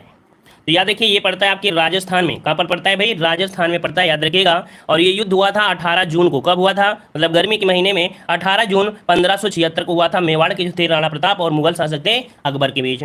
चलिए आते हैं अगले क्वेश्चन को। और क्वेश्चन आपसे अगला पूछा गया है कि अगला क्वेश्चन दिया गया है कह आपसे कि प्रसिद्ध चित्रकार मीर सैयद अली चित्रकारी हेतु किस मुगल शासक के सहयोगी थी? यहाँ पर देखो एक चित्रकार थे, है ना, नाम क्या है? मीर सैयद अली चित्रकारी। और ये किस मुगल शासक के सहयोगी थे? ये सहयोगी थे आपके ऑप्शन डी, आपके हुमायूं के सहयोगी थे। इसका जवाब जो बनेगा वो आपका बनेगा डी, हुमायूं के थे। ठीक है, किसके थे आपके? तो हुमायूं के सहयोगी थे, याद रखिए हुमायूं के सहयोगी थे। ठीक है ना। और इन्होंने कह सकते हैं कि मिलकर मुगल चित्रकला की नींव रखी थी। चलिए आते हैं अगले क्वेश्चन को। क्वेश्चन आपसे अगला पूछा गया है कि गुजरात का शासक बहादुर, है ना, गुजरात का शासक बहादुर शाह किसके साथ हुई संघर्ष में मारा गया? चलिए बताइएगा, गुजरात का शासक कौन था? बहादुर शाह था। ठीक है, कौन था? बहादुर शाह था। और किसके साथ संघर्ष हुआ जिसमें से इसको मारा गया था? तो आपके पुर्तगालियों के साथ। ऑप्शन क्या बनेगा? 91 का ऑप्शन बनेगा सी। गुजरात का जो शासक था बहादुर शाह, ये आपके संघर्ष में पुर्तगालियों के साथ संघर्ष हुआ था, उन्हीं में इसकी मृत्यु आपकी हो गई थी। ठीक है ना, कब? तो 1537 ईस्वी में गुजरात बंदरगाह के समीप जहाज का निरीक्षण करते समय पुर्तगालियों द्वारा इसे मार दिया गया था। चलिए आते हैं अगले क्वेश्चन को। और क्वेश्चन आपसे अगला पूछा गया है कि रणजीत सिंह की राजनीतिक राजधानी लाहौर थी, किस नगर को उसकी धार्मिक राजधानी कहा जाता है? देखिए भाई, यहाँ पर रणजीत सिंह की दो राजधानियां, एक आपकी राजनीतिक राजधानी कौन सी है? तो आपकी लाहौर हो गई। और पूछा गया कि इनकी धार्मिक राजधानी कौन सी थी? तो आपके कहाँ से रिलेटेड है? तो आपके अमृतसर से थे। कहाँ से? अमृतसर से। ये इनकी राजधानी थी, कैसी? धार्मिक राजधानी थी। ठीक है, याद रहेगा। चलिए आगे बढ़ते हैं। क्वेश्चन आपसे अगला पूछा गया है, यहाँ पर दिया गया निम्नलिखित में से निम्नलिखित कौन से युद्ध ने अवध के नवाब को ईस्ट इंडिया कंपनी पर आश्रित बना दिया था? एक ऐसा युद्ध हुआ जो अवध का नवाब था वो ईस्ट इंडिया कंपनी पर आश्रित हो गया था। यहाँ पर कह सकते हैं कुछ रुपए भी आपको दिए गए थे। तो यहाँ पर आपका जवाब क्या बनेगा? ऑप्शन ए हो जाएगा। ये है आपका बक्सर का युद्ध। कौन सा आपका है? तो आपका बक्सर का युद्ध है, ऑप्शन बनेगा। यहाँ पर आपका ए बक्सर का युद्ध हो गया। इसमें से संधि वगैरह हुई थी ना, इसमें से संधि हुई थी और संधि के बाद ये आपका आश्रित हो गया था। और अगला क्वेश्चन आपसे दिया गया है, कह रहा आपसे यहाँ पर सिख खालसा स्थापित किया गया था निम्नलिखित द्वारा। सिख खालसा जो स्थापित किया गया, किसके द्वारा स्थापित किया गया? चलिए बताइएगा, किसके द्वारा स्थापित किया गया था? तो चलिए यहाँ पर आपका जवाब आ रहा है, ऑप्शन यहाँ पर सी दे रहे हैं कुछ लोग, और कुछ लोग जवाब दे रहे हैं यहाँ पर बी नंबर। याद रखिए, इसका राइट आंसर आपका बनेगा आपका बी नंबर, गुरु गोविंद सिंह। क्या हो जाएगा? गुरु गोविंद सिंह। आप लोग बहुत कमजोर हो, समझिए, बहुत कमजोर हो आप लोग। मतलब छोटे छोटे क्वेश्चन में अगर आप गलतियाँ करोगे तो समझिए भी आप कितना कमजोर हो। और फिर भी देखो, डेली क्लासें भी नहीं लेते हैं, इतने बड़े होशियार बन जाते हैं कि भी क्लासें नहीं लेते हैं, जैसे कि भी पूरी तरीके से आईएएस की तैयारी कर चुके हैं। पीईटी तो इनके लिए बिल्कुल बहुआ है ना। ऐसे बिल्कुल तैयारी करते हैं, अगर नोटिफिकेशन ना जाए तो कोई नहीं आता है, जबरदस्ती इनको पढ़ने के लिए भेजा गया है। ये समझिए कि आज लगभग देखा जाए 90% वही बच्चे पढ़ते हैं जिनका प्रेशर होता है, या तो घर का प्रेशर होगा, या तो शादी का प्रेशर होगा कि जॉब नहीं मिलेगी तो मतलब शादी नहीं होगी, है ना। ऐसे ही प्रेशर वाले आजकल पढ़ रहे हैं, नहीं तो भैया कोई पढ़ना नहीं चाहता है। चलिए बताइएगा कि ब्रिटिश राज में आपका आ चुका है, कह रहा है ब्रिटिश ने पंजाब को निम्नलिखित में से किस सन में अपने राज्य में मिलाया था? बताइए, ब्रिटिश ने पंजाब को किस समय या किस सन में अपने राज्य में मिलाया? चलिए बताइएगा, यहाँ पर आपका जवाब सही क्या बनेगा? चलिए यहाँ पर जवाब आ गया है 95 में, कुछ लोगों ने जवाब दिया है। तो देखो इसका राइट आंसर आपका बनेगा यहाँ पर सी नंबर, 1849 में। कब? 1849 में मिलाया था। कुछ लोग जवाब दे रहे हैं 1831। तो भैया यहाँ पर 1831 तो बहुत बहुत पीछे पहुंच गए आप। यहाँ पर याद रखिए कब? तो 1849 इसका आपका राइट आंसर हो जाएगा। ठीक है ना। चलिए आगे बढ़ते हैं। क्वेश्चन आपसे अगला पूछा गया है, कह रहा है जिस समय 1761 में पानीपत की तीसरी लड़ाई में अहमद शाह अब्दाली ने मराठों को हराया, उस समय दिल्ली का शासक कौन था? चलिए बताइए कि जो आपका 1761 में पानीपत की तीसरी लड़ाई हुई थी, है ना, अहमद शाह अब्दाली और मराठों के बीच, उसमें दिल्ली का शासक कौन था? तो दिल्ली का शासक था शाह आलम द्वितीय। कौन था? ऑप्शन ए बनेगा, शाह आलम द्वितीय। इसका राइट आंसर आपका ए हो जाएगा। अगला क्वेश्चन यहाँ पर दिया गया है कि 1651 में मुगलों द्वारा बंगाल में किस स्थान पर ईस्ट इंडिया कंपनी को व्यापार करने और फैक्ट्री बनाने की अनुमति दी गई थी? चलिए बताइएगा, समय दिया गया है आपका 1651 में, है ना। तो मुगलों द्वारा बंगाल में किस स्थान पर ईस्ट इंडिया कंपनी को व्यापार करने और फैक्ट्री बनाने की अनुमति दी गई थी? तो ऑप्शन आप आया है यहाँ पर आपका बी नंबर, कासिम बाजार में। कहाँ पर? कासिम बाजार में 1651 में। ऑप्शन बनेगा आपका बी नंबर, आपका राइट हो जाएगा। ठीक है ना। चलिए आते अगले क्वेश्चन को। क्वेश्चन आपसे पूछा गया है, कह रहे मुर्शिद कुली खां, अली वर्दी खां और सिराजुद्दौला कहाँ के नवाब थे? देखो दिया है मुर्शिद कुली खां, अली वर्दी खां और सिराजुद्दौला, ये जो शासक थे ये कहाँ के नवाब थे? देखो नवाब इनको कहेंगे, नवाब, है ना। तो ये नवाब कहाँ के थे? चलिए ऑप्शन आ रहा है यहाँ पर आपका डी नंबर, ये बंगाल के थे। कहाँ के थे? बंगाल के थे। ऑप्शन आ रहा है यहाँ पर डी नंबर, तो आपका जवाब डी हो जाएगा। अगला क्वेश्चन दिया गया है, कह रहा है निम्नलिखित में से किस युद्ध में अंग्रेजों ने फ्रांसीसियों को पूरी तरह परास्त किया था? चलिए जवाब दीजिएगा, यहाँ पर सही जवाब क्या हो जाएगा 99 में। किस युद्ध में अंग्रेजों ने फ्रांसीसियों को पूरी तरह से परास्त कर दिया? परास्त मतलब हरा दिया था। ये था वांडीवास का युद्ध। कौन सा युद्ध था? वांडीवास का युद्ध। कब हुआ था? तो 1760। डेट याद रखिए क्योंकि ये ईस्वी भी पूछी जाती है। तो 1760 ईस्वी में अंग्रेजों और फ्रांसीसियों के बीच आपका निर्णायक युद्ध रहा था, जिसमें से फ्रांसीसी क्या हो गए थे? पराजित हो गए थे। ठीक है, चलिए आते हैं अगले क्वेश्चन को। और क्वेश्चन आपसे अगला पूछा गया है, कह रहा है नए भारत का पैगंबर किसे कहा जाता है? नए भारत का पैगंबर किसे कहा जाता है? चलिए नए भारत का पैगंबर किसे कहा जाता है? तो कुछ यहाँ पर विद्वान साथी जवाब दे रहे हैं, ऑप्शन सी, कह रहे हैं ऑप्शन सी हो जाएगा राजा राम मोहन राय। तो आपका जवाब बिल्कुल सही है। राजा राम मोहन राय को भारतीय पुनर्जागरण का पिता, भारतीय राष्ट्रवाद एवं नए भारत का पैगंबर कहा जाता है। इन्हें नव प्रभात का तारा भी कहा जाता है, इन्हें नव जागरण का अग्रदूत भी कहा जाता है, बहुत नामों से जाने जाते हैं आपके राजा राम मोहन राय। ठीक है, चलिए आगे बढ़ते हैं। क्वेश्चन आपसे अगला पूछा गया है, कह रहा है the Lyell Mohammedan of India निम्नलिखित में से किसका एक समाचार पत्र था। तो देखो यहाँ पर मोहम्मडन शब्द दिया है, तो हो सकता है कि आप लोग यहाँ पर पहचान कर लें। यहाँ पर सर सैयद अहमद खान है ना, कौन से ऑप्शन बनेगा डी। यहाँ पर सर सैयद अहमद खान है the lion Mohammedan of India, तो ऑप्शन यहाँ पर बनेगा डी नंबर आपका जवाब हो जाएगा। इन्होंने मोहम्मडन एंग्लो ओरिएंटल कॉलेज की स्थापना भी की थी, तो उसी से आपको यहाँ पर याद हो जाएगा। चलिए आगे बढ़ते हैं। क्वेश्चन आपसे अगला पूछा गया है कि इंग्लैंड के हाउस ऑफ कॉमन्स द्वारा भारत के किस गवर्नर जनरल पर महाभियोग चला गया था। चलिए बताइएगा, इंग्लैंड के हाउस ऑफ कॉमन्स द्वारा किस गवर्नर जनरल पर महाभियोग चलाया गया था। चलिए यहाँ पर जवाब देना है और जवाब आ रहे हैं ए नंबर, कह रहे हैं वारेन हेस्टिंग। कुछ लोग जवाब दे रहे हैं यहाँ पर बी नंबर, कुछ लोग जवाब दे रहे हैं डी नंबर, लेकिन इसका राइट आंसर आपका बनेगा ए नंबर, वारेन हेस्टिंग पर महाभियोग चलाया गया था, महाभियोग। ठीक है ना। एक पॉइंट आपसे यहाँ पर और पूछा जाता है, यहाँ पर बर्क ने, ठीक है, एक आपके थे बर्क, ठीक है, बर्क ने इन्हें क्या कहा था, चूहा और नेवला, क्या कहा था, चूहा और नेवला की यहाँ पर संज्ञा दिया था। मतलब एक झूठा बैलों का ठेकेदार और अन्याय का मुखिया भी इन्हें बोला गया है। किसे, तो आपके गवर्नर जनरल वारेन हेस्टिंग को क्या नाम दिया है इन्होंने, किसने, बर्क ने नाम दिया था चूहा और नेवला, एक झूठा बैलों का ठेकेदार और अन्याय का मुखिया, इन नामों से इन्हें संबोधित किया गया है। किसने, बर्क ने किया था। चलिए आगे बढ़ते हैं। क्वेश्चन आपसे अगला पूछा गया है कि किस भारतीय राज्य पर कब्जा करने के लिए राज्य अपहरण नीति को नहीं अपनाया गया। ऐसा बताना है कि ऐसा कौन सा जो राज्य है, क्योंकि सभी राज्यों को राज्य हड़प कर रहे थे, लेकिन यहाँ पर जो आपका जवाब है कौन सा, यहाँ पर देखो सतारा है, नागपुर है, झांसी है, लेकिन जो पंजाब है कौन, यहाँ पर ऑप्शन बनेगा डी, जो पंजाब है, पंजाब ये कंपनी के साम्राज्य में विलय कर लिया गया था, ना कि राज्य हड़प की नीति। ठीक है ना। चलिए आते हैं अगले क्वेश्चन को। क्वेश्चन आपसे अगला दिया है कि मेरठ छावनी में 1857 के विद्रोह, सैनिक विद्रोह की शुरुआत कब हुई थी। चलिए मेरठ छावनी में 1857 के सैनिक विद्रोह की जो शुरुआत हुई थी वो कब हुई थी। चलिए यहाँ पर आपका जवाब बनेगा 104 नंबर में। ऑप्शन आ रहा है यहाँ पर आपका सी और ऑप्शन डी। तो देखिए इसका राइट आंसर आपका हो जाएगा कौन सा, सी। आपको डेट याद रखना है, 10 मई याद रखना है। 10 मई 1857 से यहाँ पर सैनिक विद्रोह शुरू हो गया था मेरठ छावनी में। अगला क्वेश्चन आपसे दिया गया है, कह रहा है 1857 की क्रांति के दौरान गोरखपुर से किसने कमान संभाला था। गोरखपुर से जो कमान संभाली थी वो किसने संभाली थी। चलिए लाइक भी कर दीजिए भाई, जितने लोग जुड़ चुके हैं। जो लोग बाद में जुड़े हैं तो देख लीजिए एक बार वीडियो को लाइक किया है या नहीं। लाइक नहीं किया है तो लाइक जरूर करिए, सपोर्ट करते रहिए। जितने लोग रहते हैं कम पढ़े लेकिन कम से कम ऐसे लोग पढ़ते रहें जो लोग समझदार हैं, जो लोग सोचते हैं कि नहीं हाँ हम इतना पढ़ लेंगे तो कवर हो जाएगा, और इतना पढ़ लेंगे तो 100% कवर हो जाएगा, पक्का है, पहली बार में क्वालिफाई हो जाएंगे। ठीक है, तो चलिए यहाँ पर आपका जवाब आ गया है, कह रहे हैं इसका राइट आंसर आपका बनेगा, लॉक किया जाए, यहाँ पर ऑप्शन बनेगा डी। ये थे आपके कौन, तो आपके गजाधर सिंह थे। कहाँ से, तो आपके गोरखपुर से थे गजाधर सिंह। तो ऑप्शन क्या बन जाएगा, डी नंबर, गजाधर सिंह आपका जवाब राइट हो जाएगा। ठीक है, चलिए आते हैं अगले क्वेश्चन को। क्वेश्चन आपसे क्या पूछा गया है, कह रहा है झांसी की रानी लक्ष्मीबाई की मृत्यु कब हुई थी। चलिए मोहित कुमार शर्मा जी, गुड मॉर्निंग, सभी को गुड मॉर्निंग। चलिए बताइए झांसी की रानी लक्ष्मीबाई की मृत्यु कब हुई थी। तो यहाँ पर देख सकते हैं आपका डेट आपने पढ़ा भी होगा, बचपन से पढ़ाया गया होगा, लेकिन अगर आज डेट की बात आई है तो देखते हैं डेट किसको सही याद है किसको नहीं याद है। देखो कुछ लोग यहाँ पर स्किप भी कर रहे हैं, कह रहे हैं इसका जवाब नहीं आता है। तो देखिए इसका राइट आंसर आपका है ऑप्शन सी। कब, तो आपका जवाब हो जाएगा सी, 17 जून 1858 को। ठीक है, कब, 17 जून 1858 को इनकी मृत्यु हुई थी। अंग्रेजों के विरुद्ध विद्रोह हुआ था और उसमें संघर्ष के पश्चात 17 जून 1858 को इन्हें वीरगति प्राप्त हुई थी। तो ऑप्शन क्या हो जाएगा, सी नंबर आपका हो जाएगा। चलिए आगे बढ़ते हैं। क्वेश्चन आपसे दिया है, सूची फर्स्ट को सूची सेकंड से सुमेलित करना है। यहाँ पर आपके कुछ आंदोलन हैं और कुछ आपके नेता हैं, इनसे जुड़े हुए यहाँ पर हमें देखना है क्या सही हो जाएगा, क्या यहाँ पर आपका गलत है।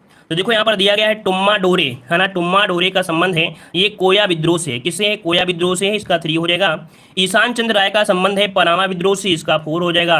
बिरसा मुंडा का नाम आपने सुना होगा, इनका संबंध है मुंडा विद्रोह से, तो इसका 2 हो जाएगा। और राधा कृष्ण दंडसेन का जो संबंध है वो सबर विद्रोह से, इसका हो जाएगा यहाँ पर 1 हो जाएगा। 3 4 2 1, 3 4 2 1 ऑप्शन आपका ए नंबर आपका राइट हो जाएगा। चलिए आगे बढ़ते हैं। क्वेश्चन आपसे अगला दिया गया है, कह रहा है निम्नलिखित में से किसको लॉर्ड कर्जन का सबसे उपयोगी और महत्वपूर्ण सुधार माना जा सकता है, विशेषता अविभाजित पंजाब प्रांत में रहने वाले लोगों के संबंध में। मतलब देखा जाए सबसे ज्यादा उपयोगी महत्वपूर्ण सुधार क्या था, किसका, लॉर्ड कर्जन का। तो कर्जन ने, देखो कर्जन देखा जाए ये अच्छा था लेकिन इसने बंगाल विभाजन कर दिया, लेकिन इसकी उपलब्धि जो आपकी देखी जाती है वो देखी जाती है कृषि सुधार से। किससे, ऑप्शन बनेगा यहाँ पर आपका डी नंबर, कृषि सुधार से है। इसके द्वारा एक सिंचाई आयोग की नियुक्ति भी की गई थी। ठीक है, इसके द्वारा लॉर्ड कर्जन के द्वारा सिंचाई आयोग की नियुक्ति भी की गई थी। कब? तो 1901 को नियुक्ति भी की गई थी सिंचाई आयोग की। ठीक है, चलिए आगे बढ़ते हैं। क्वेश्चन दिया गया है कि एक खुली प्रतियोगितात्मक परीक्षा के माध्यम से इंडियन सिविल सर्विसेज में भारतीयों के लिए प्रवेश को निम्नलिखित में से किसने संभव बनाया? तो देखो यहाँ पर खुली परीक्षा जो आपकी थी, है ना, जो आपकी प्रतियोगी परीक्षाएं होती हैं, तो इनकी जो शुरुआत हुई थी वो किसने शुरुआत कराया था? तो यहाँ पर ऑप्शन आ रहा है डी, और ऑप्शन यहाँ पर डी आ रहा है, कह रहे रिपन ने कराया था। तो भैया यहाँ पर कुछ लोग डलहौजी बोल रहे हैं, तो बहुत बहुत धन्यवाद। देखते हैं यहाँ पर सही जवाब क्या बनेगा। तो ऑप्शन आपका बनेगा ऑप्शन यहाँ पर आपका बी, डलहौजी ने कराया था। याद रखिएगा कि आपके चार्टर एक्ट आपका आया था 1853, है ना, 1853 चार्टर एक्ट में यहाँ पर सिविल सर्विसेज में नियुक्तियों के लिए प्रतियोगात्मक परीक्षा की व्यवस्था की गई थी, और उस समय कौन थे? तो आपके डलहौजी थे। तो ऑप्शन क्या बनेगा? यहाँ पर आपका बी हो जाएगा। आप समझ सकते हैं कि आप लोगों को हिस्ट्री कितनी तैयार है, और हमने यहाँ पर क्रम से बिल्कुल पढ़ा रहे हैं, तो आप लोग क्रम से पढ़ लेंगे तो याद रखिए बहुत बेहतरीन हो जाओगे। नहीं, अगर इस प्रकार के अगर क्वेश्चन आपने गलती कर दिया तो फिर भाई क्या होगा, है ना, ये उम्मीद में पानी फिर जाएगा। चलिए बताइए कि किस चार्टर एक्ट से चीन के साथ ईस्ट इंडिया कंपनी का व्यापार एकाधिकार समाप्त हुआ? तो बताइएगा चीन के साथ जो ईस्ट इंडिया कंपनी का व्यापार चल रहा था, ये व्यापार जो समाप्त हुआ वो कौन से एक्ट के तहत समाप्त हुआ था? तो ये था आपका 33। कौन सा? तो चार्टर एक्ट 1833 के तहत ये आपका समाप्त हुआ था। ऑप्शन आपका सी राइट हो जाएगा। चलिए आगे बढ़ते हैं। क्वेश्चन आपसे दिया गया है कि हैदराबाद के निजाम द्वारा पहली सहायक संधि हस्तांतरित की गई थी।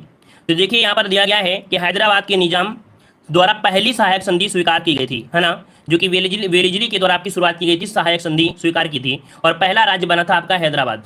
तो यहाँ पर आपका कब? तो ऑप्शन बनेगा यहाँ पर बी नंबर आपके 1798 ईस्वी, 1798 ईस्वी में आपका हुआ था। ठीक है ना, और हैदराबाद की फिर मैसूर हुआ था। हैदराबाद के बाद 1799 में मैसूर हुआ था। हमने कल बताया भी था कि सेकंड कौन था? सेकंड आपका मैसूर था। ठीक है, मैसूर था। फिर इसके बाद अवध था, 1801 में अवध। ठीक है, चलिए आगे बढ़ते हैं। क्वेश्चन आपसे अगला पूछा गया है, बक्सर के युद्ध के बाद ईस्ट इंडिया कंपनी मुगल सम्राट को प्रति वर्ष का भुगतान करने के लिए सहमति हुई। तो चलिए यहाँ पर बताइए, बक्सर का युद्ध हुआ था और उस युद्ध में ईस्ट इंडिया कंपनी मुगल सम्राट को प्रति वर्ष कितने रुपए देने के लिए सहमति यहाँ पर किया था? तो चलिए क्वेश्चन आपका सभी का आ रहा है, ऑप्शन बी आ रहा है 26 लाख। तो जवाब आपका बिल्कुल सही है, यहाँ पर 26 लाख आपका जवाब बिल्कुल सही जवाब यहाँ पर आपका राइट हो जाएगा। ठीक है, चलिए आगे बढ़ते हैं। क्वेश्चन आपसे अगला पूछा गया है, कह रहा है निम्नलिखित में से सही सुमेलित करना है। यहाँ पर देख सकते हैं आपके कुछ दिए गए हैं गवर्नर जनरल और उनसे संबंधित यहाँ पर आपका शासन। तो देखिए यहाँ पर जो दिया गया है रॉबर्ट क्लाइव। रॉबर्ट क्लाइव किस लिए जाने जाते हैं? तो बंगाल में द्वैध शासन के लिए, इसका हो जाएगा 3, है ना, इसका 3 हो जाएगा। फिर विलियम बेंटिंग के तो आप लोग जानते होंगे, अंग्रेजी शिक्षा के लिए आपके हैं, तो इसका आपका हो जाएगा 4। चार्ल्स मेटकाफ, है ना, इनका संबंध किसे है? तो प्रेस प्रतिबंधों को हटाना, ये चार्ल्स मेटकाफ का सबसे बड़ा अहम रोल था, इसका 1 हो जाएगा। और लॉर्ड कर्जन तो जानते हैं बंगाल विभाजन, तो इसका आपका 2 हो जाएगा। तो बन गया है 3 4 1 2। तो देखते हैं कई ऑप्शन है, 3 4 1 2 ऑप्शन मिल चुका है, ऑप्शन आपका ए राइट हो जाएगा। चलिए आगे बढ़ते हैं। क्वेश्चन आपसे अगला पूछा गया है कि स्तंभरारी बंदोबस्त किसने लागू की थी? स्तंभरारी बंदोबस्त किसने लागू किया था? चलिए बताइएगा कि स्तंभरारी बंदोबस्त लागू जो किया किसने किया? तो यहाँ पर ऑप्शन सी हो जाएगा लॉर्ड कॉर्नवालिस ने। किसने? ऑप्शन सी लॉर्ड कॉर्नवालिस ने भू राजस्व की स्थायी बंदोबस्त प्रणाली का प्रारंभ किया था। इसे स्तंभरारी, जागीरदारी, मालगुजारी, बिस्वेदारी आदि नामों से जाना जाता है। क्या नाम से जानते हैं इसे? तो देखो इसके बहुत नाम है। क्या क्या नाम है? स्तंभरारी है, जागीरदारी है, मालगुजारी है और बिस्वेदारी, ये इन नाम से जाना जाता है। और ये बंगाल, बिहार, उड़ीसा, उत्तर प्रदेश के वाराणसी तक ये आपका फैला था। चलिए आगे बढ़ते हैं। क्वेश्चन आपसे अगला पूछा गया है, क्या आपसे अंग्रेजी भारतीय सेना में चर्बी वाले कारतूसों से चलने वाली एनफील्ड राइफल कब शामिल की गई? चलिए बताइए, अंग्रेजी भारतीय सेना में जो चर्बी वाले कारतूस थे इन्हें जो शामिल किया गया वो कब शामिल किया गया था? किसी को डेट याद है यहाँ पर? चलिए तो डेट यहाँ पर कुछ लोग जवाब दे रहे हैं सी, कुछ लोग जवाब बी, कुछ लोग डी, मतलब इसमें से किसी को क्लियर नहीं है। और ऐसे ही पॉइंट पर फोकस करना है, याद रखिएगा। ऐसे अगर टेस्ट पेपर लगाते हैं तो आप सफलता मिलेगी। यहाँ पर दिसंबर 1856 में जवाब बन जाएगा बी नंबर। अगला क्वेश्चन आपसे दिया गया है, कह रहा आपसे यहाँ पर मंगल पांडे की घटना घटित हुई थी। मंगल पांडे की जो घटना घटित हुई थी ये आपकी कहाँ पर घटित हुई थी? इस प्रश्न का जवाब आप सभी को कमेंट बॉक्स में कमेंट करना होगा। ठीक है, इस प्रश्न का जवाब आप सभी लोग कमेंट बॉक्स में कमेंट करिए कि